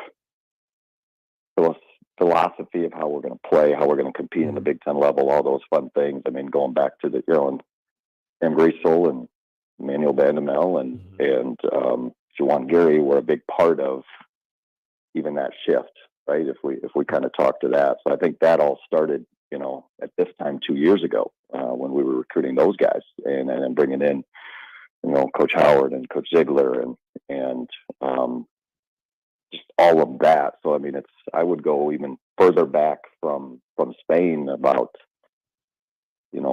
making sure we were on the right path in all areas. And I thought it started that year with Derek Walker with that group, and just, changing some of the narrative, changing some of how we were approaching our day-to-day habits and how we were doing everything, top to bottom. And it started to shift that year. And, then you go back to last spring, and now it's, recruiting a Link Mast, it's recruiting Bryce Williams, it's recruiting Josiah Alec, and with the freshmen that we had signed in the fall, and just the overall just intentionality of the whole program. And so, like, making sure the parts fit, making sure we were getting the right guys in the building. And then from there, it's kind of cliche-ish, but making sure we had the right guys in the right seats in the bus too. And, in June, even before Spain, you're getting everybody, that's when guys start to simulate and their summer workouts and things like that. But I mean, still Josiah was coming off of ankle surgery, so he didn't have a summer last summer. A couple guys that we added even late after Spain. So, I mean, it's all just a process that was intentional, but it was, yes, you start to see that ball rolling, but it starts to pick up steam when all practices start. Now you start to see how the parts fit, and guys start to see how they, react to each other and all that, and how they react to coaching and how they react to being in a new environment and a new system. And yeah, I mean, I think there was obviously flashes. We liked our guys. That was that's always part of it. But you like your guys, but once you get everybody healthy and you start to see them work together and gel together, yeah, I mean, we liked our guys, and what that looks like on the court and how that always pans out, I think no one truly knows. But Gal, it was a very fun group to work with each and every day. I know Coach Hoiberg talks about that at length, and I would echo that. It was a group that took coaching, and took instruction, and we had some men on the team and guys that had been from good programs and had been coached too, and things like that. Those all help. And they were receptive, and they were willing, and they bought into what we were trying to do. And, we stayed semi-healthy for the most part, which is always critical in college basketball. I mean, it wasn't that way in the summer as I was talking about. And we had, rink in the middle of the season, and Joe had some bumps and bruises, and we had, things like that, but we stayed relatively healthy, which is always a part of it. It's one that people don't want to talk about sometimes, but there's that. But we also had a roster that could withstand a couple of those bumps and bruises throughout the year too. So that's good. And obviously getting to culminate at the Big Ten tournament and the NCAA tournament. I mean, you always aspire and you always have goals to do that. But it was good to see that this program and these guys stuck with it, and we were able to show more about the path that we're on with the idea that, and I think all of us know that the work is not done, and we're not satisfied, and these guys aren't satisfied. Our coaching staff isn't satisfied, and we love the support, we love the direction, but we are very hungry to keep building and growing. There is a lot of great stuff in there. Nebraska assistant Nate Lenzer joins us. So now I'm going to ask you about yourself, because you talked about the team and the importance of the locker room, where it's not just Sam Griesel at the top. It's all the way down to the 13th, 14th guy that they've all bought in. How important is it that we've seen the transition? Because it's not the same staff that when Fred got here, he has made some changes that it seems, Coach, that you, Adam, Ernie, Fred are all connected so well and complement each other so well. Is that true? And also, if it is, why is that the case, that all you guys are together to lead this kind of resurgence last 2 years, but especially this year? Well, that's the credit to Fred, and that's a credit to him and his vision, and making some changes, and and in some ways recognizing that wasn't good enough, and we needed to get better, and in all areas, in everything, and sometimes that's not easy to do and easy to recognize, and that's why Fred deserves all the credit in the world for his vision, for his Garmin reroute, and Garmin, love it, and more importantly, I mean, it wasn't like reinventing the wheel for him per se, but it's not like, I mean, shoot, I was with him those last couple of years in Iowa State. I knew what he did at Iowa State. It's not like his recipe wasn't successful. It's just sometimes it's getting back to it. leaning into it. And now, with that being said, Nebraska is not Iowa State. The Big Ten is not the Big 12 that we were in at that stage of the time, too. So, I heard this once, your philosophy usually doesn't change as a coach.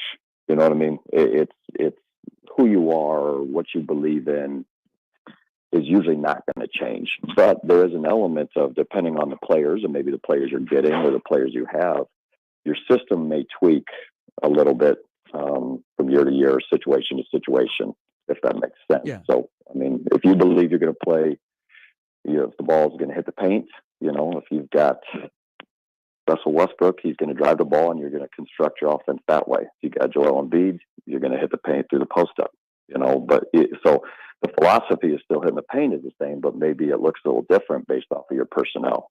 And I think, Coach has a way that he likes to play, and we like to play with pace and space, shoot threes and things like that too. And that's probably never going to change, right, philosophically, but just some of the ways we went about doing some of that changed. And then also, just finding the right people to fit in the Big Ten and things like that, be in our system and be able to play both sides of the ball. I mean, I like football, so like we're talking defense. Like Big Ten, like let's talk Big Ten football. Like you better stop the run in the Big Ten, right? I mean, because if you don't do that, then they're just going to keep running the ball and things like that. So I mean, like for us in the Big Ten, defensively, if we're talking basketball, like you better protect the paint, you better protect the post. Not every league, not every conference, not every system believes in that, but like you're going against the Zach Edey's, the Trace Jackson Davises, the Pharrell Paynes, go down the list, all that. Like you better do that, and it's not going to be super fancy after that, So there's an element you better protect some of that first, So anyways, those are kind of like some broad ways of looking at it. I just think, to your point, going back with the coaching staff, I mean, I think there's an element of, Fred is an unbelievable person to work with and work for. I've worked with him for 9+ years. I one time counted up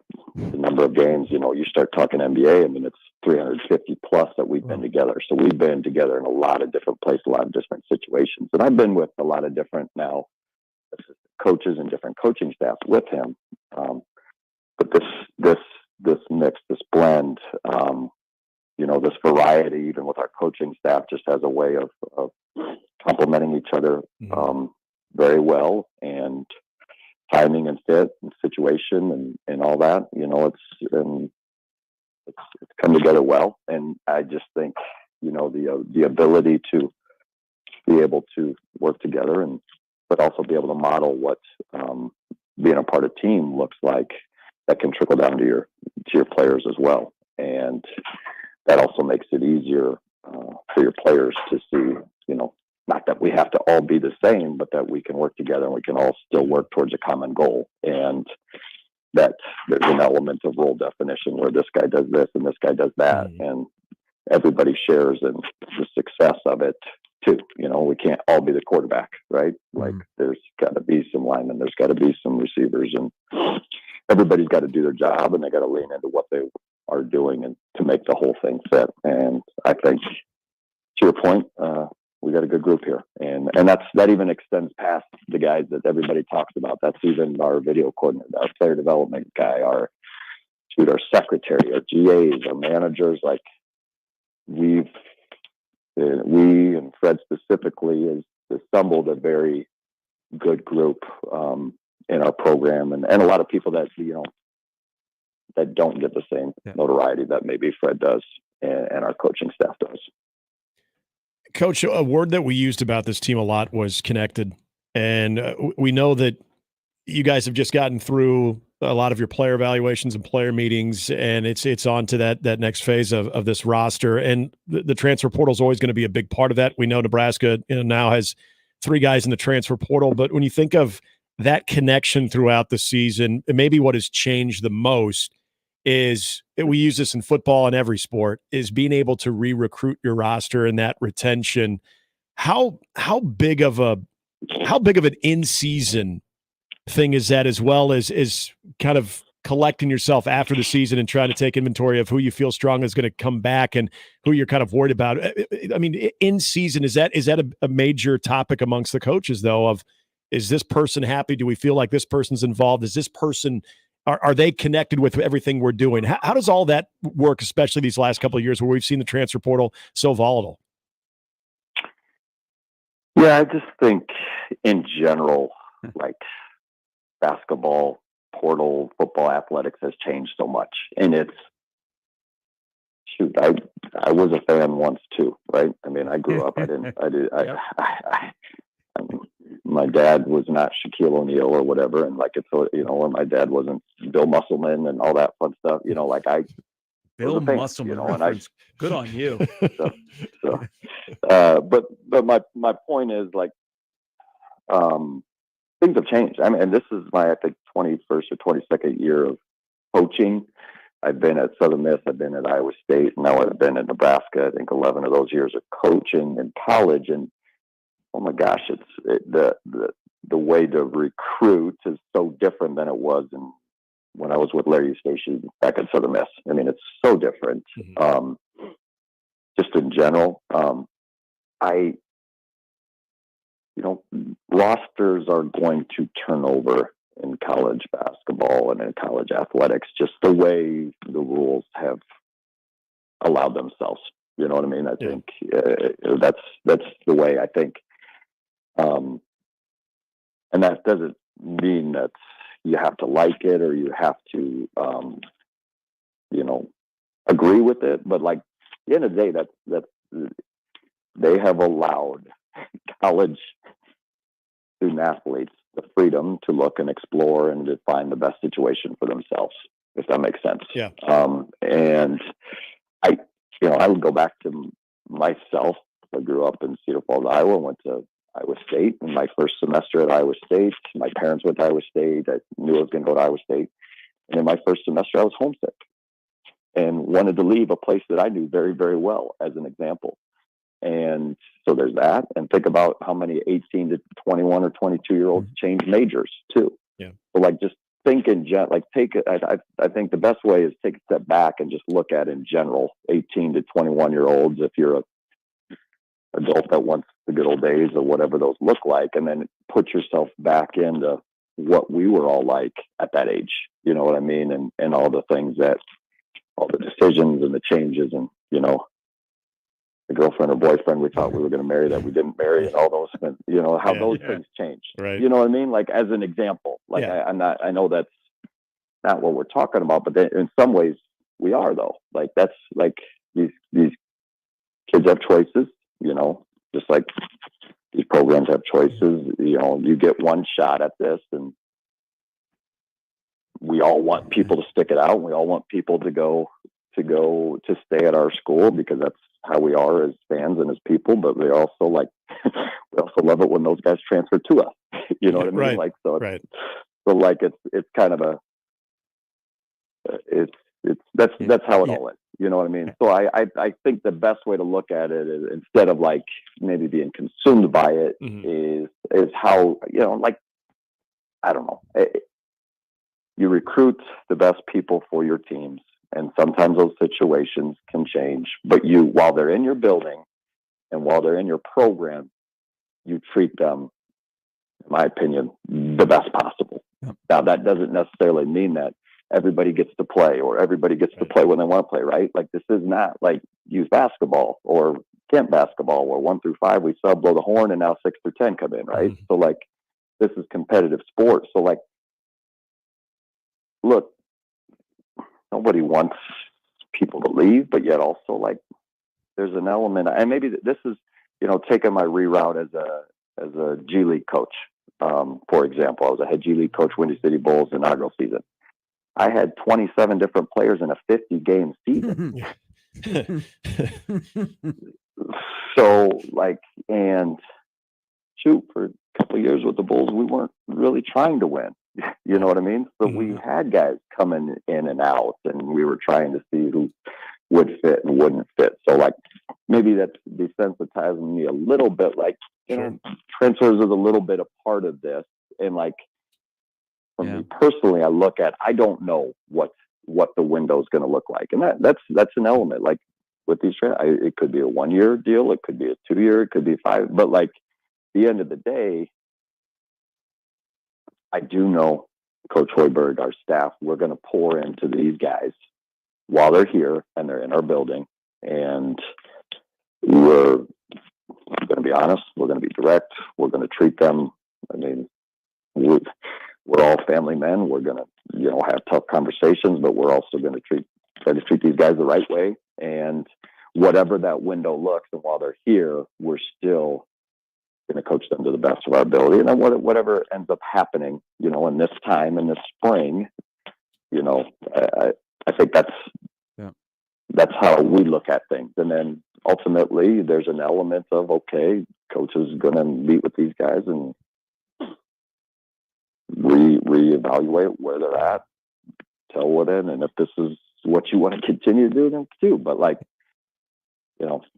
I think sometimes, as you know, like maybe the players and the coaching, their evaluation of where they're at and what they want, they don't line up, and it's different. Then you have to sit out a year and all that. So maybe it does make more sense for them to find a different place, even though that, if that makes sense. That's maybe a general way to look at it, rather than like, I don't know. I mean, it's no, it's a good way, Nate. It's a good way because you're balancing your old school mentality with the current mentality of where basketball is. We'll get you out on this. Yep. So if I'm talking to you next year and you're not in the NCAA tournament or off a successful season, you're going to be disappointed. You're an incredible competitor, and that means a lot to you. So the goal is to continue this and not have the same feeling, go another step further, win a game in the NCAA tournament. So with the guys that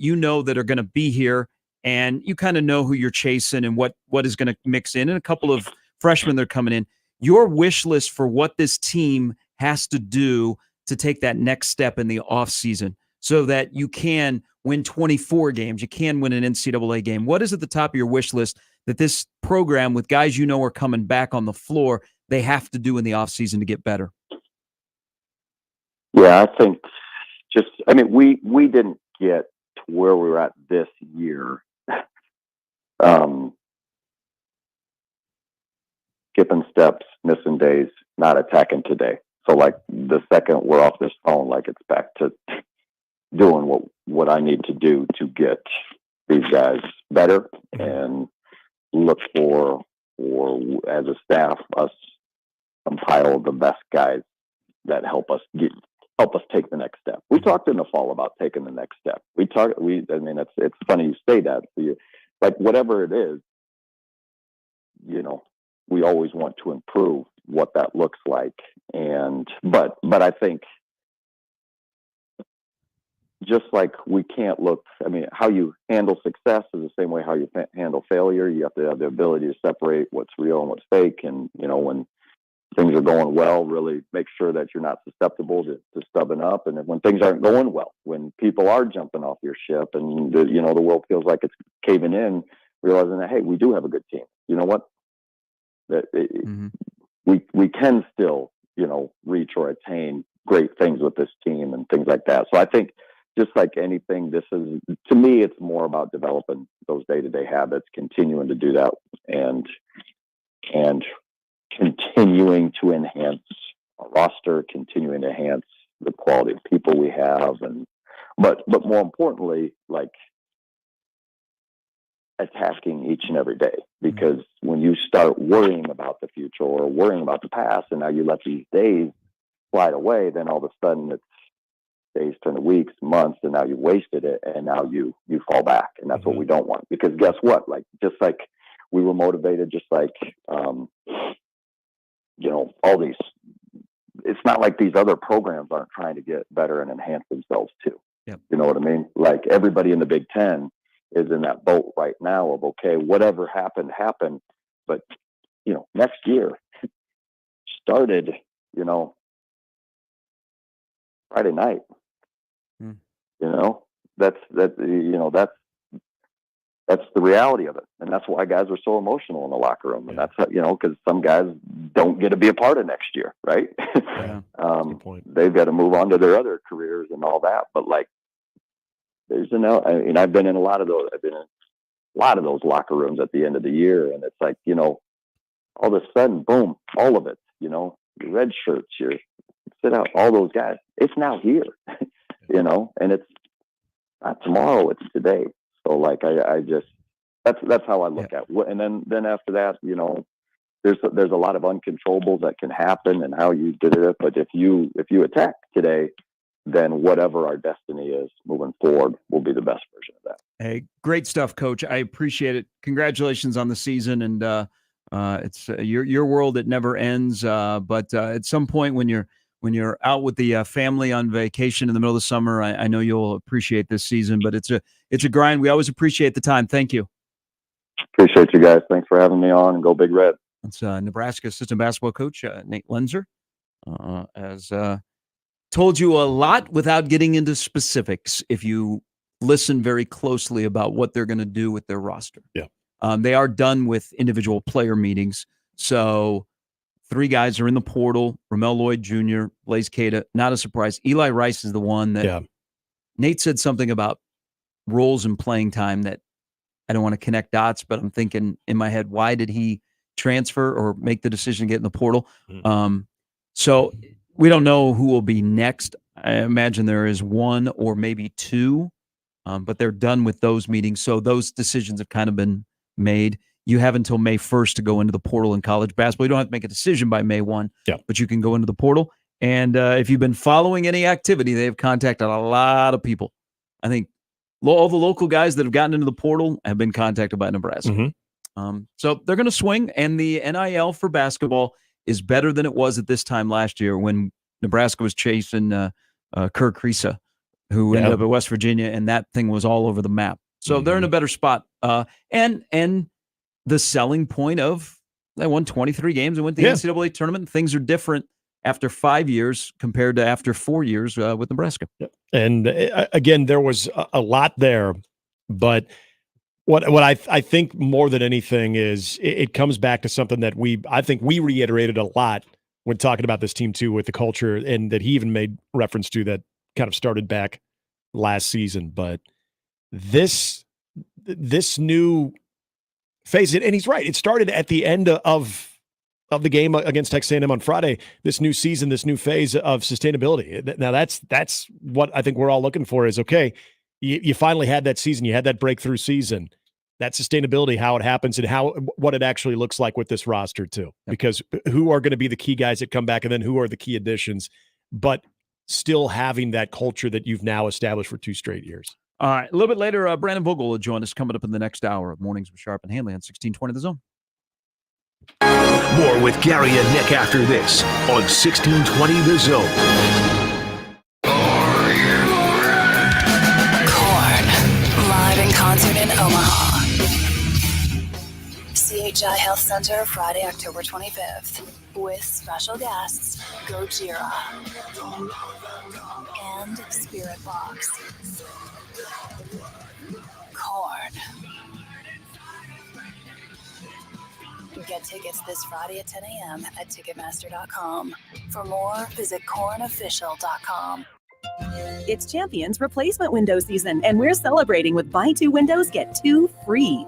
If your windows are drafty, difficult to operate, or costing you money on your energy bill, it's time to replace them. Champion Windows is here to help.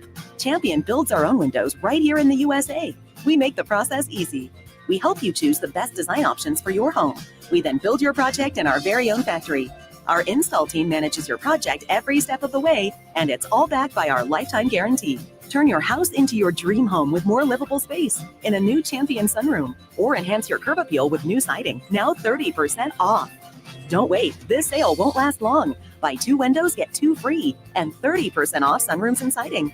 Call 877-GO-CHAMPION or visit championsavenow.com to schedule a free in-home estimate today. While discounts apply to our regular prices, select styles apply. Minimum purchase required. Cannot be combined with other advertised offers. See store or website for details.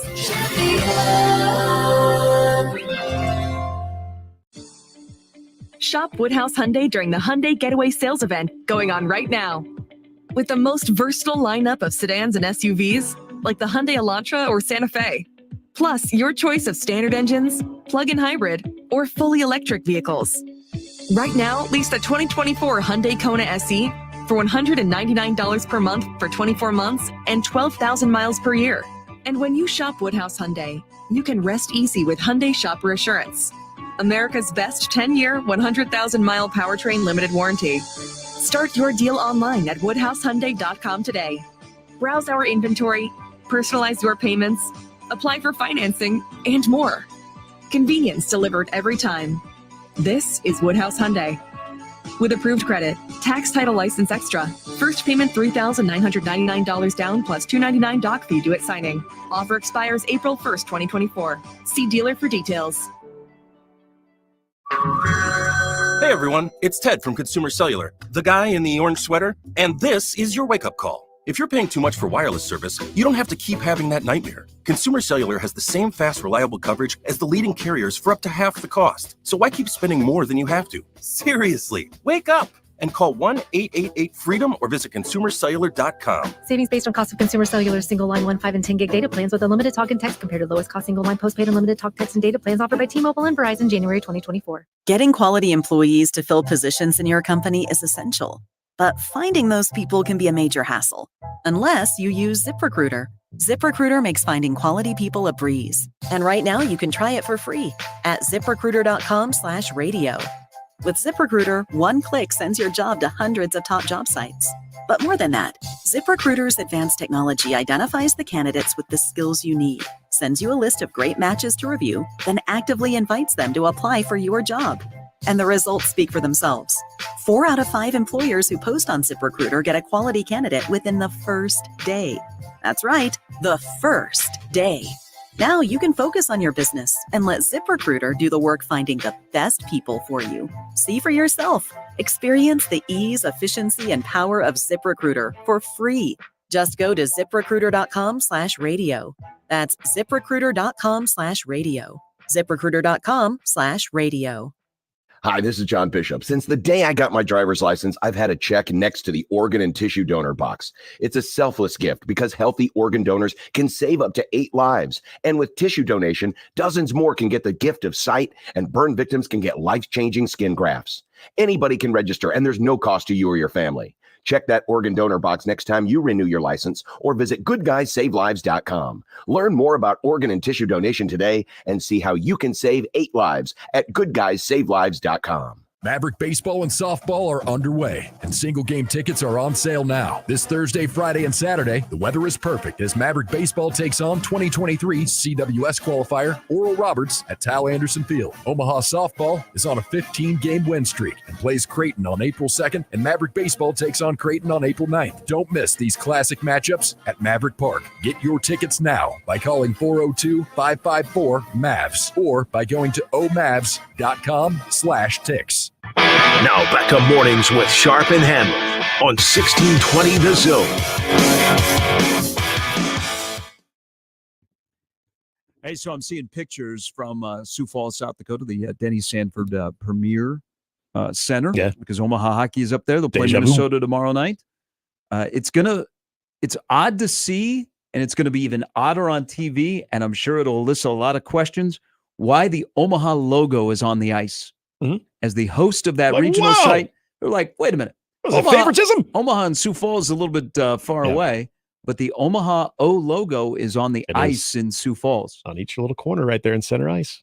Yeah. We'll have Dave Starman on tomorrow with his thoughts on the 16 that are going to make a run to St. Paul. Do you know that every time that St. Paul has hosted the Frozen Four, a team from Minnesota has won it? Hopefully that's not the team that takes on the Mavs tomorrow. The Gophs won it in 2002 with one of my favorite Lincoln stars of all time, Grant Patolny. Okay. And then Minnesota Duluth. The other 2 times it's been at the XL Energy Center. I'm trying to think, though. Is the only Minnesota representative Minnesota? Mm-hmm. Oh, boy. I don't like that, Gary. Well, you know, I don't like that one bit. Sometimes history doesn't repeat. Well, then you got the Michigan Regional over there in Missouri, where it's Michigan, Western. Then you got Michigan State and North Dakota. Such a smart move to put a regional in a 2,500 seat arena and then assign practice facility, and then assign North Dakota there. Yeah, that's a bright move. Yep. Boy, the caretakers of college hockey, bad job. I don't know. Maybe it's because other people are like paying attention to your support, and they're like, "What? Do better." Yes, do better. Yeah. All right. Next hour is here. Brandon Vogel joins us in about 25 minutes on 1620 The Zone. Mornings with Sharp and Handley on 1620 The Zone and 1620thezone.com with Gary Sharp and Nick Handley.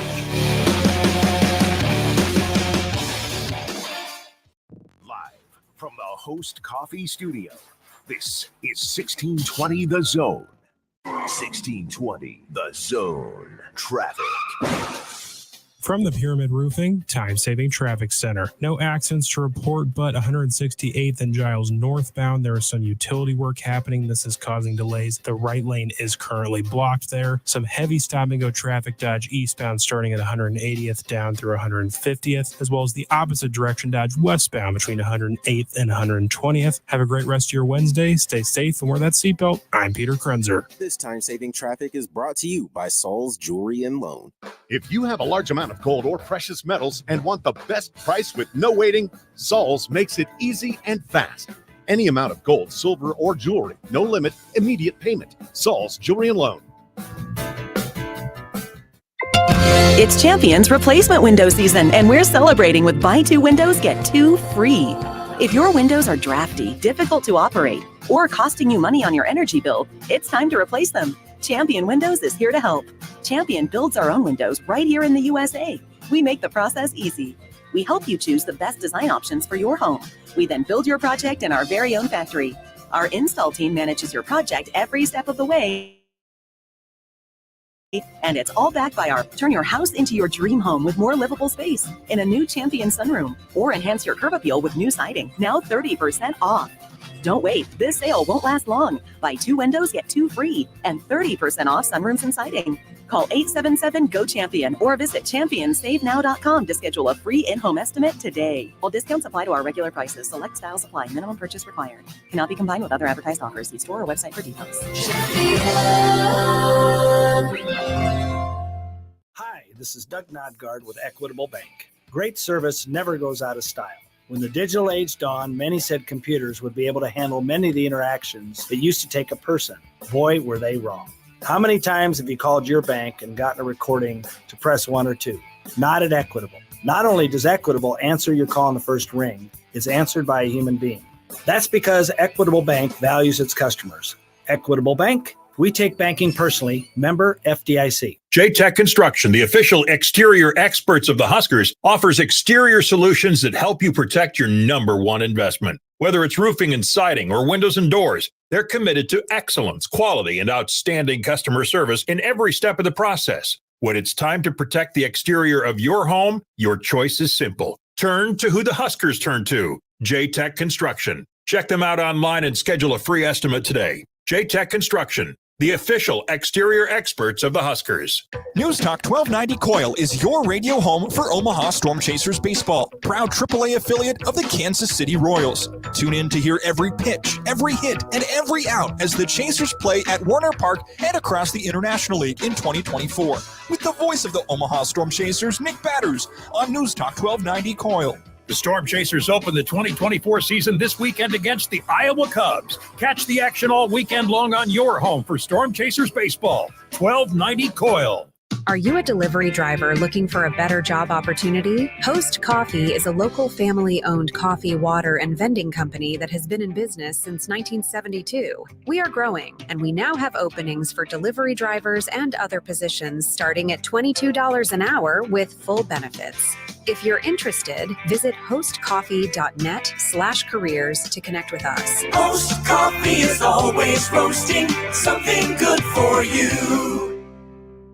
Hey, baseball fans, ready to catch all the action this season? Tickets for Less is your ultimate ticket destination for the best seats at the best prices. As an authorized marketplace of MLB tickets, Tickets for Less offers transparent, upfront pricing and no added service fees at checkout. So shop Royals, Chasers, and more at ticketsforless.com or visit their Omaha office at 145th and West Center Road, or call now at 402-398-1999. With Tickets for Less, you'll always get the best customer service, and you can save even more now when you use my promo code THEZONE at checkout today. Maverick baseball and softball are underway, and single game tickets are on sale now. This Thursday, Friday, and Saturday, the weather is perfect as Maverick baseball takes on 2023 CWS qualifier Oral Roberts at Tal Anderson Field. Omaha softball is on a 15-game win streak and plays Creighton on April 2nd, and Maverick baseball takes on Creighton on April 9th. Don't miss these classic matchups at Maverick Park. Get your tickets now by calling 402-554-MAVS or by going to omavs.com/ticks.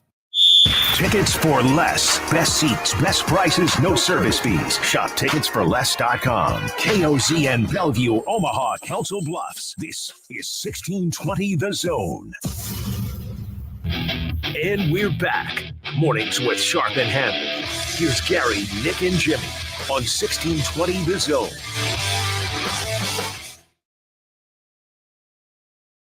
Hey, you know what is a nice conversation not to have around here that is just the weather? No, it's potholes.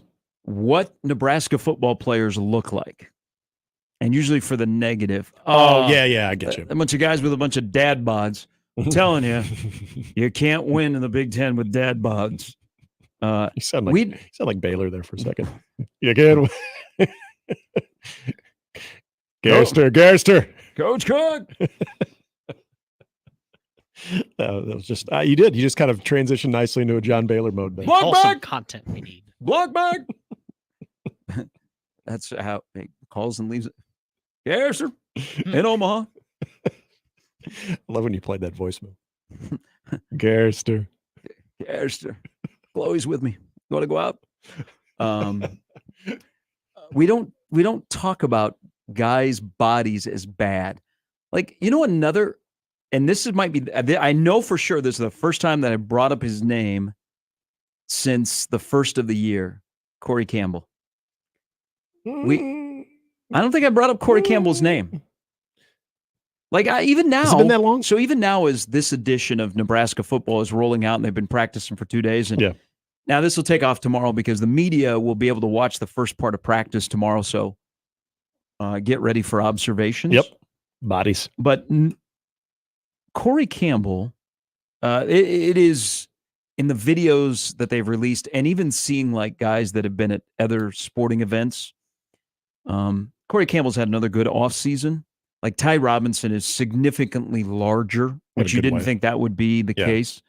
It's massive. Dante Dowdell is bigger. He was big when I first saw him in January. They have kind of cut his body a little bit differently. And I know he was featured yesterday. I mean, he's cock diesel. The one that really stood out to me that I was like, whoa, Corey Campbell does work in a short amount of time in winter conditioning. Danny Kalen looks different. Like Danny Kalen, you know, he didn't have, I wouldn't say he had a dad bod. Yeah. And he was never like out of shape, but he was never like refined. Like massively toned, like defined. In a short amount of time. Yeah. Man, they've done some things with Danny Kalen. Watching him throw yesterday. Mm-hmm. Good on Corey Campbell, because you know what? You've saved us from having this nauseating conversation about why strength and conditioning with Nebraska football is lax. Yeah. Now, one guy I really want to see is, and especially his body, because he was out last year after suffering a late knee injury, is Maverick Noonan. Oh yeah, good call. I won't be able to watch practice tomorrow, but I have not seen any video of him, and I'm going to ask somebody if they can go and see what Maverick looks like. But good on Corey Campbell, because you've saved us from a conversation that is just going nowhere on Nebraska Sports Talk Radio. Well, and when it does go somewhere. No, it doesn't go anywhere. Trust me. I don't want to hear about Mark Phillip. Okay? Can I interest you in Amani Cross? We just want to talk about large human beings that... Monty Cross was ripped when he got here. Yeah, he was. Yeah. That's also very, very true. Why is it escaping? Who was the defensive lineman? This was just recently. The defensive lineman that was just enormous. It was like one of Zach Duvall's best work yet. He didn't play. He ended up transferring. Why can't I think of his name? It'll come. Jackson, no, who was already cock diesel. Yeah, and that was the thing with this guy too, is he already kind of had a lot to work with there. It'll come to me. But the part of this whole conversation that tends to happen, and it usually, you'll see in the summer too, it will usually make its way in the weight room, and we'll get the videos, which I'm so happy that they've done less of that, because I think it got to a point where it pissed off the fans. Because I don't care how much this guy's pushing. I don't care how much this guy's squatting. I want to see wins. I don't want to see that anymore. That was one of those subtle things that I think the staff, with the content that they would release, got away from that. Because when I think of the conversation of bodies, I think of the overreaction that would come with it, and also again, going back to the content that would be sent out with guys that were squatting a house. And you're thinking, okay, Husker power is back. And then you would see them fall short at the line of scrimmage in certain areas. And so it got to the point where if you even brought it up, people would shut it down immediately. I don't care. I don't want to hear about it, which I get that pessimism, but you knew for a lot of these guys, it wasn't about adding necessarily the size. It was the right kind of weight. It was the bulk for the right type of guys, not just across the board. Everybody's getting bigger. Everybody's getting bulkier. And I feel like after a year of seeing what Corey Campbell has been able to do, this is more on the right track. And that's all I will really even get into it about that, because I know this conversation does piss people off. No, I wouldn't use that word. I would just say it's a nowhere conversation, because how many of us, either on the air or in the fan base, know anything about strength and conditioning? Well, that's also that's a small minority. Yes, that's very true. I did ask not too long ago about the specific players that are featured on videos or still shots, if there's intention, or like they're going to lean into Dylan Raiola. Yep. I mean, they're not going to but I also get the sense that if they mention Dylan, there's going to be a Danny Kaelin and Heinrich Harper mention. They're not going to single one guy out. So I asked, do you try and not show specific guys? And I was told no. And it's more, sometimes you might find a connection to the recruiting department. So if Nebraska has dropped an offer on let's say a Texas kid, and they're in the middle of spring ball or fall camp, you might see a Texas guy or two that is featured because those videos and those just still shots, a lot of them are for recruits that are perusing your website. Makes sense. And so let's say you drop an offer on a kid in Dallas and you have a couple of Dallas kids on your roster. They might show up in a video or a still shot, and the kid that you're recruiting that you just made an offer to is looking at your Twitter account or your website, and they go, oh, I know that guy. That makes sense. Hey, you might find that from time to time, is what I was told. But nothing out of the, hey, we're going to certainly feature this guy all the time. You're right about the quarterbacks. I would feature any guy that looked big. If your guy looks like he should be the first one off the bus, he'd be in every single video and picture every single day of spring and fall camp. Who's that guy? Let me read an email here. This is going back to a conversation earlier in the show about Caitlin Clark and men and women and how they're treated in the polarizing actions on how we react to men and women athletes. Paul writes in, and the subject line is, when a woman lowers herself to jerky man status. I think it is a problem if we as a society equate being a strong, successful woman with the behavior of a typical bro dude. The typical woman operates at a higher level than a typical man. As a group, women have always been smarter and more mature than men. When a woman lowers herself to a jerky man status, and we celebrate her as a strong woman because of that behavior, that is where I have an issue. Emotion in sports is fine. I love it when Casey goes hands to the head, the endless array of NFL end zone sellies, or when Mahomes makes the muscles. I do not like the palms up, crotch grabbing, F-bombing, dropping, stare down guy, even if that guy is a woman. P.S. I don't like Caitlin Clark because she's a Hawkeye. I watch Clark hoping she will miss shots and lose. The fact that she goes palms up all the time makes it easier to cheer against her. That is from Paul in the Equitable Bank Inbox.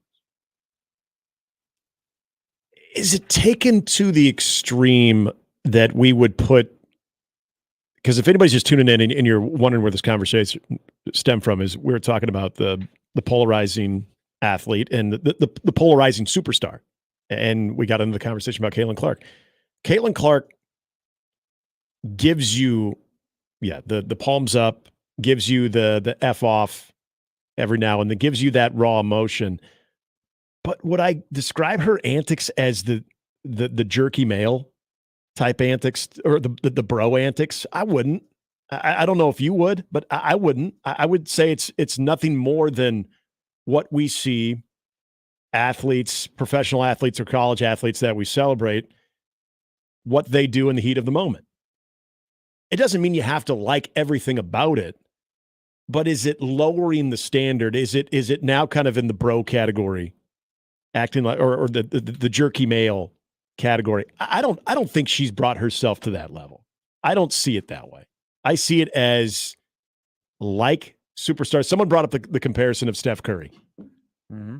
I think that's a good one. I think that's also a very good comparison when you think of her game, what Steph gets involved in when it comes to officiating and the subtleties, kind of the smirks and whatnot. Caitlin Clark gets a little bit more animated maybe than Steph, but I think those are probably in the same lane as opposed to someone who's out there kneecapping players and that's, spitting on them or anything of that sorts. That to me would be jerky male or, bro-like behavior that I haven't necessarily seen Caitlin Clark go to that level, at least yet. She is definitely at a different level when it comes to her handle. Her game. Yeah. And people watch. People will watch again this Saturday. They play Colorado at 2:30 on ABC. If they're playing Monday night against LSU, that will be one of that actually might eclipse. I don't want to go that far. It'll come close to the national championship game in terms of TV ratings because now we know more about LSU. Mm-hmm. We knew a lot about Iowa when they played in that championship game last year.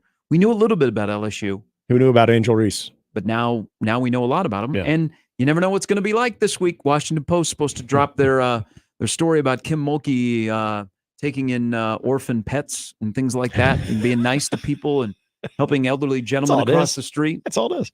That would be fantastic if that's what the article was. It would make her look so bad. Yeah, it's the soft side of the side of Kim Mulkey you don't get to see every day. The soft side. Did you know that Kim Mulkey once in a while will stop by the soup kitchen in Baton Rouge? All right, 9:24. Brandon Vogel is coming up here in a little bit. Also, when we come back, 1.2. Does that mean anything to a Creighton fan? And when's the last time you heard that? We'll get into that when we come back. Mornings with Sharp and Handley on 1620 The Zone. Gary Sharp, Nick Handley, and Jimmy Chavez. Mornings with Sharp and Handley. Weekdays 6 to 10. On 1620 The Zone and 1620thezone.com. Your Omaha area forecast from the Godfather's Pizza Weather Center and KETV News Watch 7 on 1620 The Zone. Cold start Wednesday with increasing clouds through the morning. Can't rule out a few stray flurries. Otherwise expect more afternoon sunshine. Staying cool, though, with highs in the low to mid-40s. I'm meteorologist Sean Everson from KETV News Watch 7. Sometimes life throws you a curveball and you need a solution fast. A solution to help you make payroll, to save your house, to keep growing, or fund a startup, to fix a roof or other major repair. Sols is your fast, local, confidential solution. Get the cash you need today with Sols. That's Mike saying good morning. It's the best he can do right now. Yeah, not a cloud in the sky. What Mike could use is a fresh start. And Irish Spring Body Wash. The fresh scent of Irish Spring and those sensational Irish Spring suds are just the reset Mike needs. Now he's ready to go to work. It's Sunday. Irish Spring. When the spring hits you, you're ready. Pick up Irish Spring at Walmart today. With Progressive Snapshot, you could save on auto insurance rates by driving safely, which is great because you're rarely rewarded for just being you. Ever get rewarded for being left-handed? No. You get to use weird scissors. Your reward for being a Capricorn? Cold birthdays that conflict with the holidays. And your reward for quickly responding to every work email? More emails.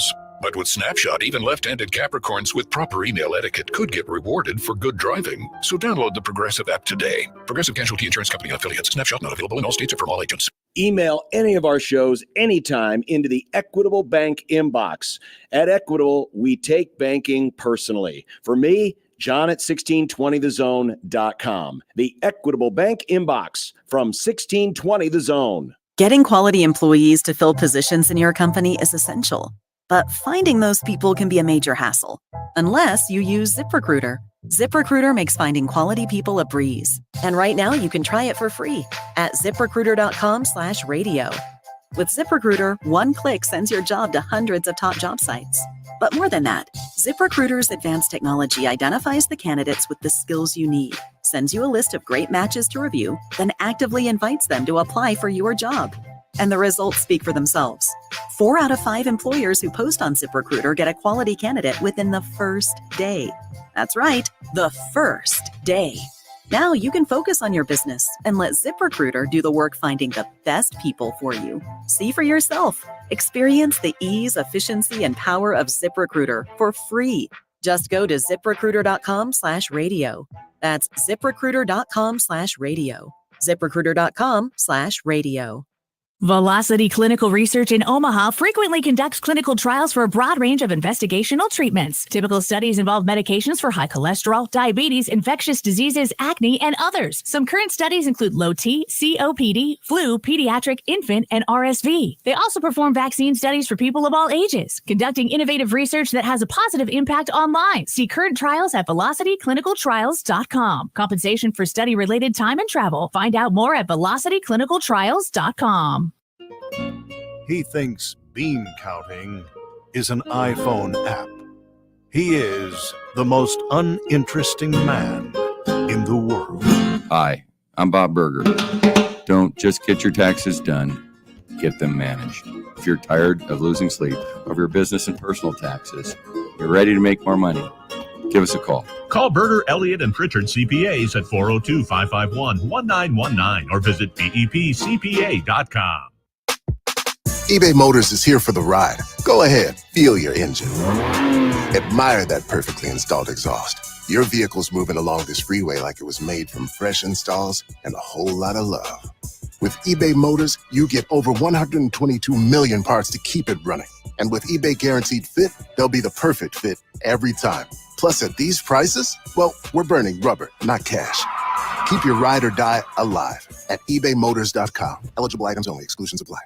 Now back to mornings with Sharp and Handley on 1620 The Zone. You know, teams that come up short the year before, they'll use the offseason to come up with a slogan, refuse to lose, unfinished business. Chasing 3. So that's one of the things Nebraska football from 23 to 24 has talked about. I'm sure Nebraska volleyball will have a slogan, or I shouldn't call it. John Cook doesn't have slogans. He has themes of what their theme will be on the heels of getting swept in the national championship match against Texas.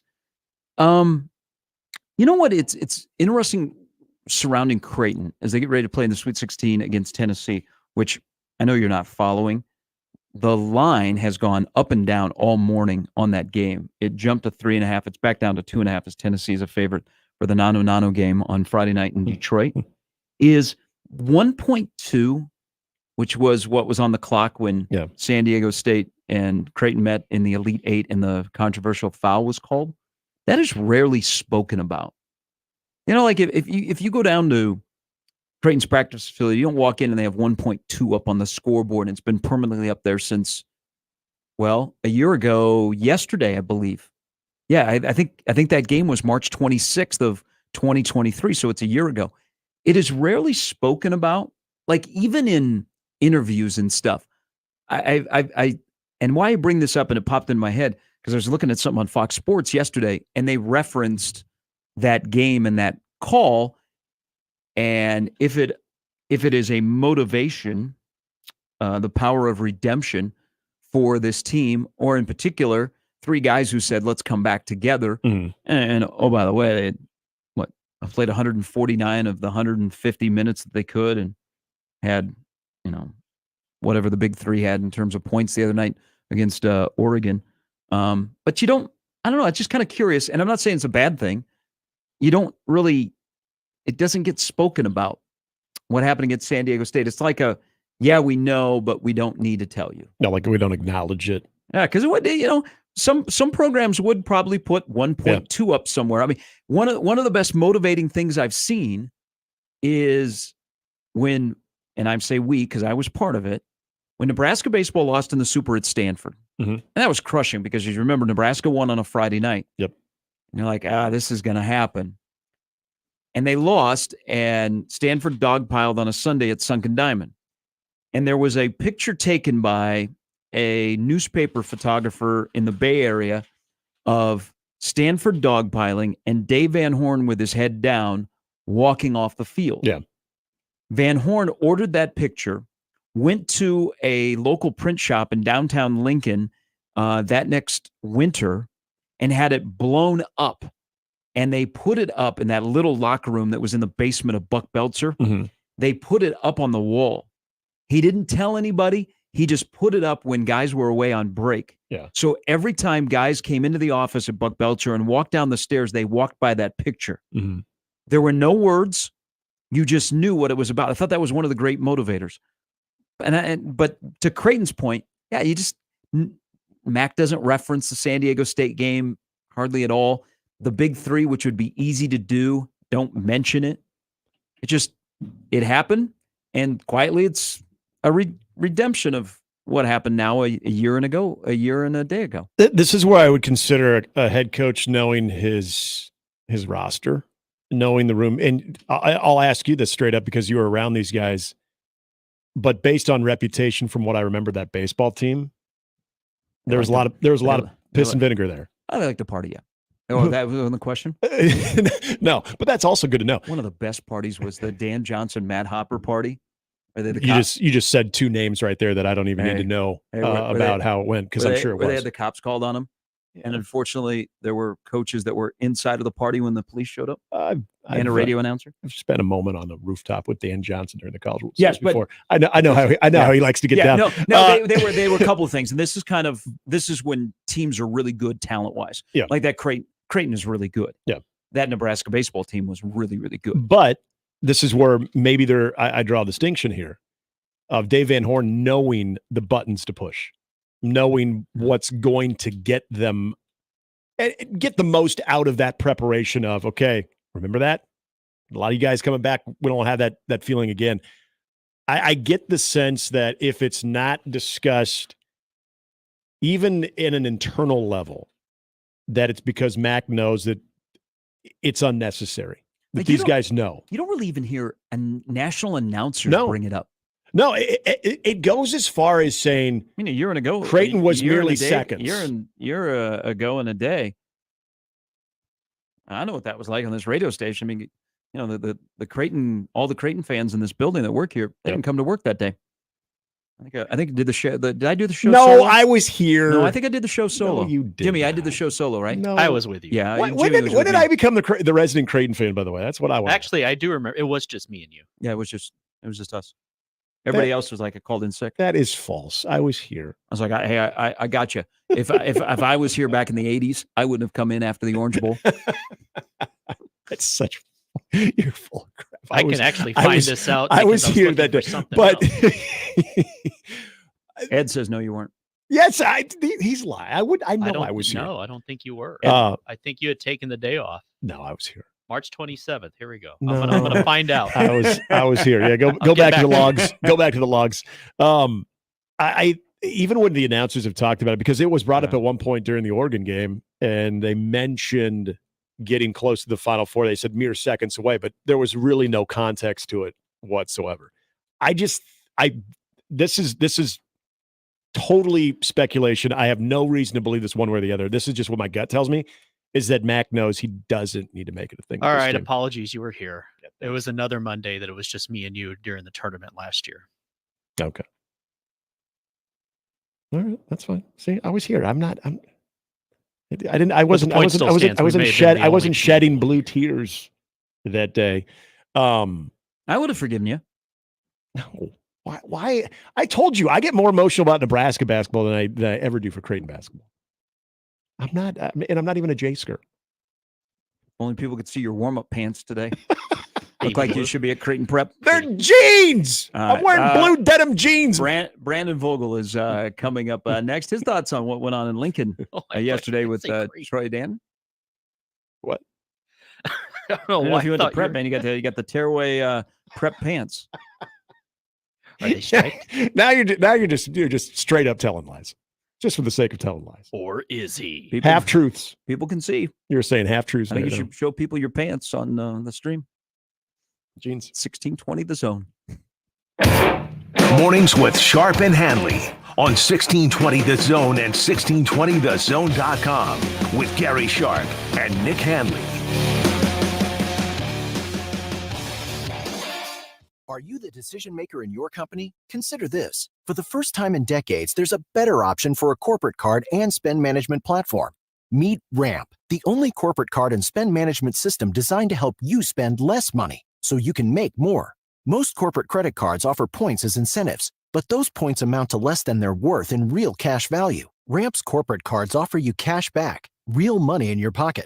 Plus, you control who spends what with each vendor. And Ramp software collects and verifies receipts automatically, which means you'll stop wasteful spending and close your books in hours instead of days. Businesses that use Ramp add up to 5% to their bottom line the first year. If you're a decision maker, adding Ramp could be one of the best decisions you've ever made.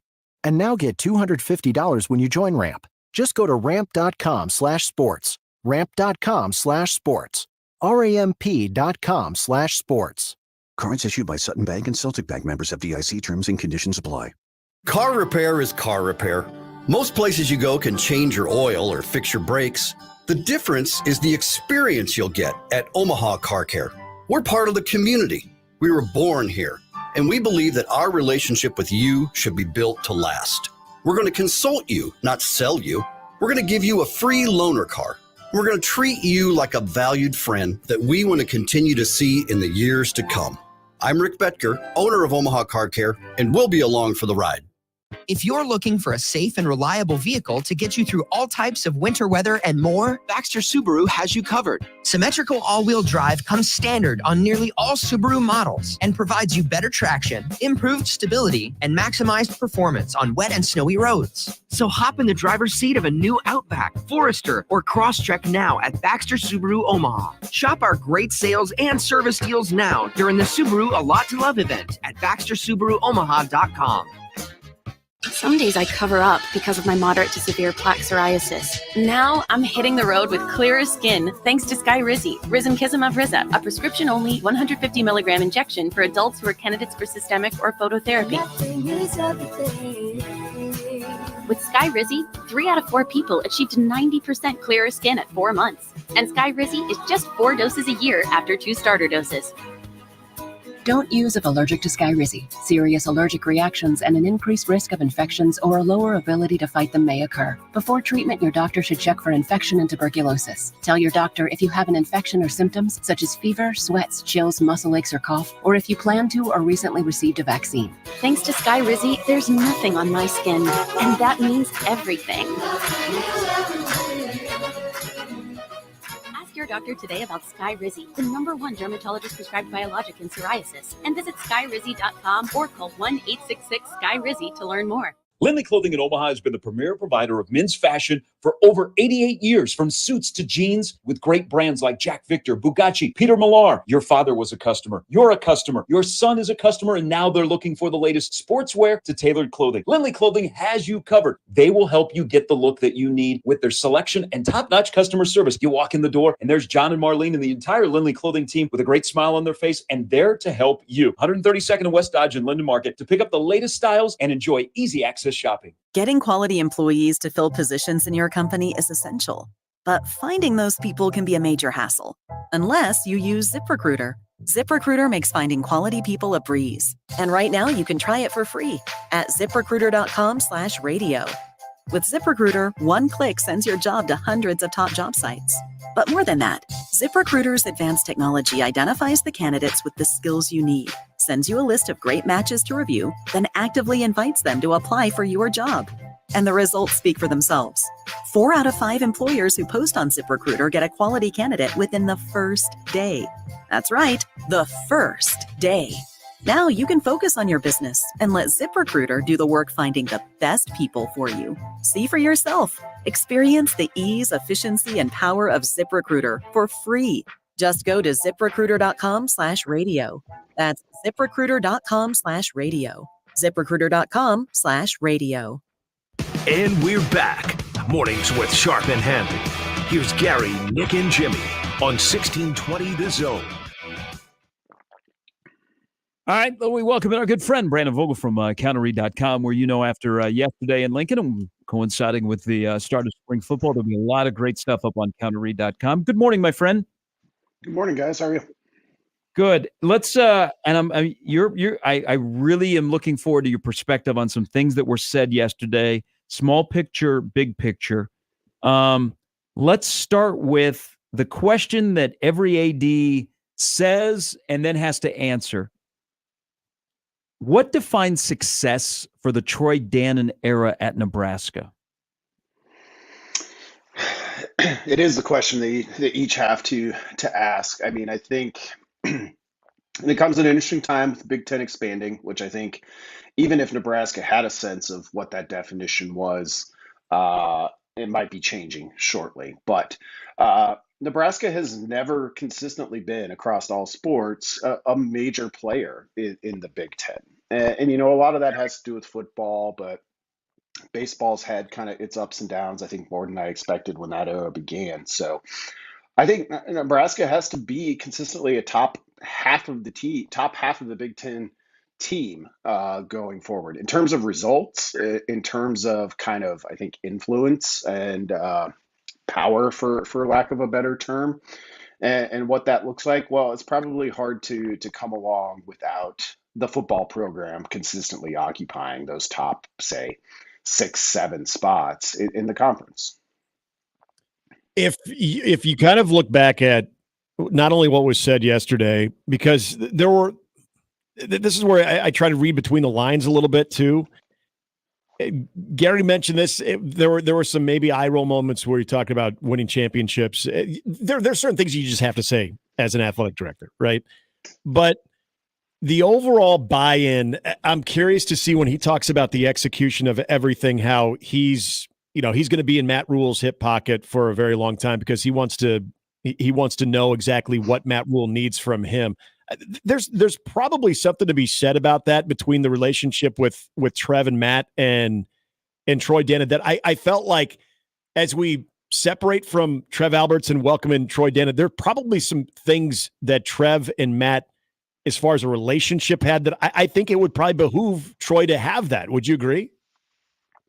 Yeah, I would definitely agree. And I mean, it's interesting when you kind of look at the overlapping circles between Dannon and Rule.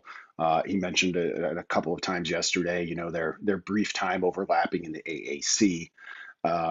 So I don't know, how well Matt Rule knew Trev Alberts before Alberts started interviewing him for the head coaching position, but that relationship developed pretty rapidly from whatever it was at the start.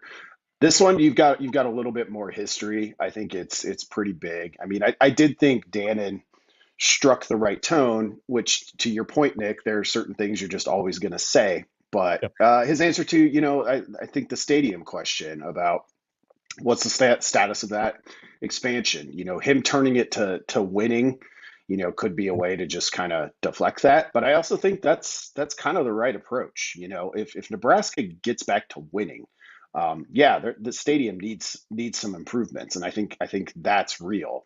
But all of a sudden, you're not looking at trying to swim up tide against attendance trends, because if you're winning, people are going to want to be there. So the thing that Trev ran into, and I think he thought everybody would just immediately be on board because it's Memorial Stadium, and the rollout was kind of clunky, and internally, not everybody was on board because they were like, well, we're just coming off raising all this money during the COVID and cutbacks to finish the football facility.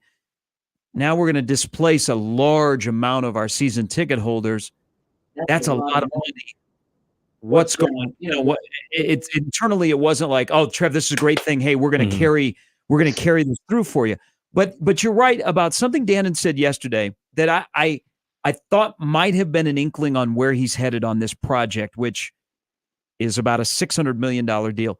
Does it help us win? Okay, so we know people like to hang out on the couch now. It's not the most accessible and comfortable stadium, especially when your football team's 5-7. But before they start winning, does a stadium help the football team win on the field? Yeah, I mean it's it's one of those kind of chicken or egg questions. A couple weeks back, I looked at Nebraska's home field record, and it's like, well, what do you make of it? They haven't been as good as we've come to expect from Nebraska historically. So is that the explanation? I do think having some more success, certainly than they've had, in the past 6-7 seasons, it can build. And we saw, I remember games during the Pelini era where Memorial Stadium it felt like a big home field advantage. So does improving the amenities help you win? I don't know if there's the A to B line that you can draw there with that. And, I thought, as we went through that, Alberts, I thought, did a really good job in terms of soliciting the feedback and providing that to people. It was, really interesting to go through and look at that. The timeline of it always felt, I guess it felt to me like Alberts wanted to get moving on it way more than anybody else did. And, right or wrong, who knows? With this change, I think you've got an opportunity to say, like, yes, we see this, we have all this data, we know what people want. Let's take a little bit of a step back, and that's not a bad thing in my mind. You just said data, and that wasn't necessarily. I don't bring it up just because you use that word, but now it just made me think of what he mentioned when being on the committees and talking about some of the different things that are facing college athletics to get things done. I thought it was interesting when he did talk about the benefit of being on those committees, of being able to know who the players are to get things done, but also what moves and drives decisions anymore. It's not emotion, it's data.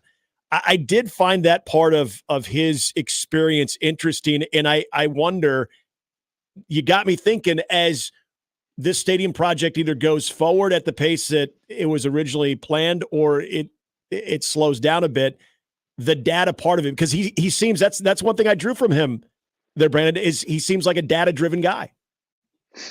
Yeah, I would agree. I think you've got to be to serve on the committees he has during the time he has, and another note that plenty of people noticed, but I thought was pretty telling with him. Him kind of saying, "You thought the last 5 years were crazy. Wait for the next 5." His resume, I think, backs up that sort of statement. You could see why I think you hope, if you're a Nebraska fan, that he has a pretty good grasp on what's still churning behind the scenes in terms of future developments, and preparing for that. But in terms of I'm also probably a data-driven guy, and it's good to have that. It'll be interesting with the timeline for this expansion project specifically, because yes, you have that, and kind of what fans want. If it takes a couple of years, if Nebraska's fortunes on the football field do change, is it still as relevant as it was at the time that you took that survey? I think that'll be kind of an interesting thing to watch with that piece of it. Brandon Vogel from counterread.com. So I asked you about defining success, and every athletic director that comes in here wants to be successful. They talk about winning championships, national championships, the experience for the student athlete, that they're in a better spot when they leave than when they got here. That has nothing to do with their sport. Sean, of course, was like the biggest. He didn't talk championships. He talked about the student athlete experience, and came back to bite him because the other part wasn't winning. But when you hire somebody, when somebody leaves, this is in any business. This is in our business. It's in your business. When somebody leaves, you're always looking to hire somebody that is better. or is going to turn out better than the person that left. And maybe that person that left had a great career, but you want to to be exactly the same or better. I know it's early. What in the case of a small amount of time that Trev Alberts was here, what would a Troy Dannon hire do that you would say, man, that he did a better job than Trev? I mean, I think if that question is too soon to ask, go ahead and say, I don't want to play hypotheticals. Well, no, I mean, I think speaking of data, I noted this post Albert's departure, kind of asking that question, like, how good does Nebraska think Nebraska should be? And, it's not a one size fits all type of thing, but we had the director's cups incentives from Albert's contract. And basically the expectation there was, be top 20. And it's been a long time since Nebraska has been in that. The director's cup is basically the athletic director's way to measure competitiveness across a broad range of sports for those who may not know. So I think that might be a real way we can see it relatively quickly. After the winter session, or the fall session, they haven't calculated winter. Nebraska was 27th, which it hadn't been top 30 in, I think, 10 years. So that might be a real way, in a lot of ways, with the stadium thing hanging out there. But you've got Rule, you've got your men's and women's basketball coach extended. He has some runway, Dannon does here, to just really, I think, focus on the competitiveness piece of it. And, I don't know if that's always been the case for Nebraska's multitude of athletic directors over the past decade and a half. It was a question that you knew would be asked yesterday. I don't even know by yesterday if anybody was dwelling on it as much as we were a week ago, but that was the timeline it took and the short amount of time at Washington that Troy Dannon was at. His answer, I thought, was extremely honest, talking about how the lifespan of an athletic director, a coach, even a player is what it is. But I thought there was reassurance that the only job, again, this is whether you believe him or not, the only job that would have taken him away from Washington, given his age, where he thought he would retire at Washington, would have been the Nebraska job. What you heard in that response, was that satisfying based on what you hoped to hear? Because you knew that question was going to be asked. Yeah, it's definitely what you hope to hear. And I mean, I think here's another marker for what does success look like for Dannon at Nebraska.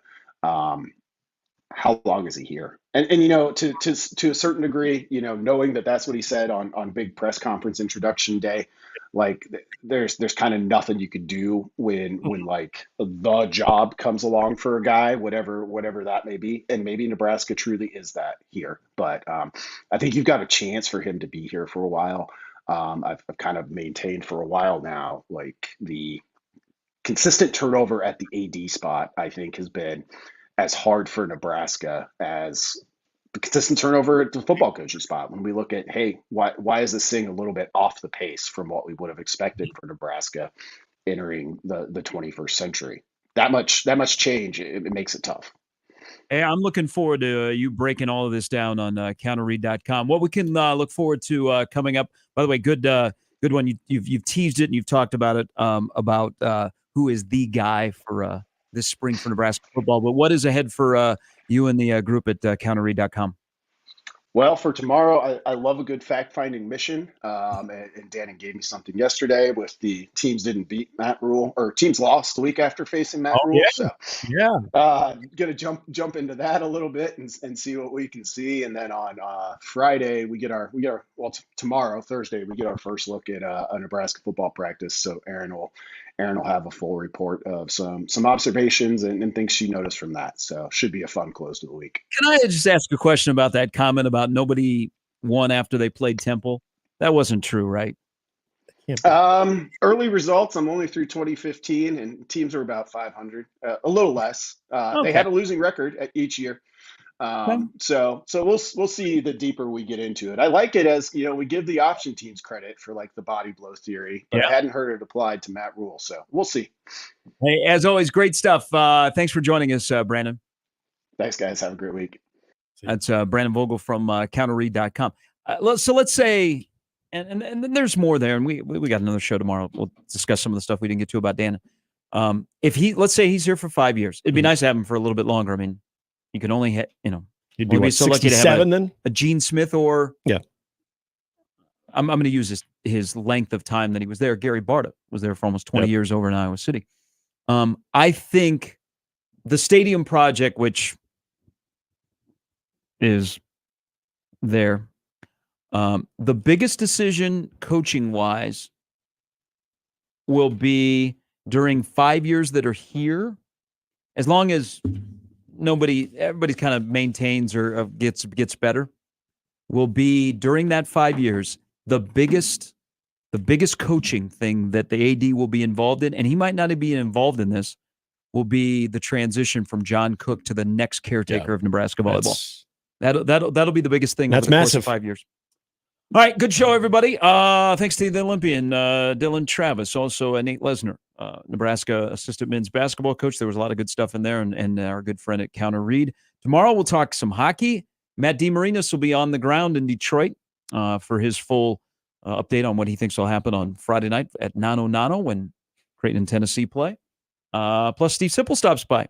And it's Observation Day in Lincoln on the first week of spring practice. All that to come tomorrow when we're back with you at 6 on 1620 The Zone. Live from the Host Coffee Studio,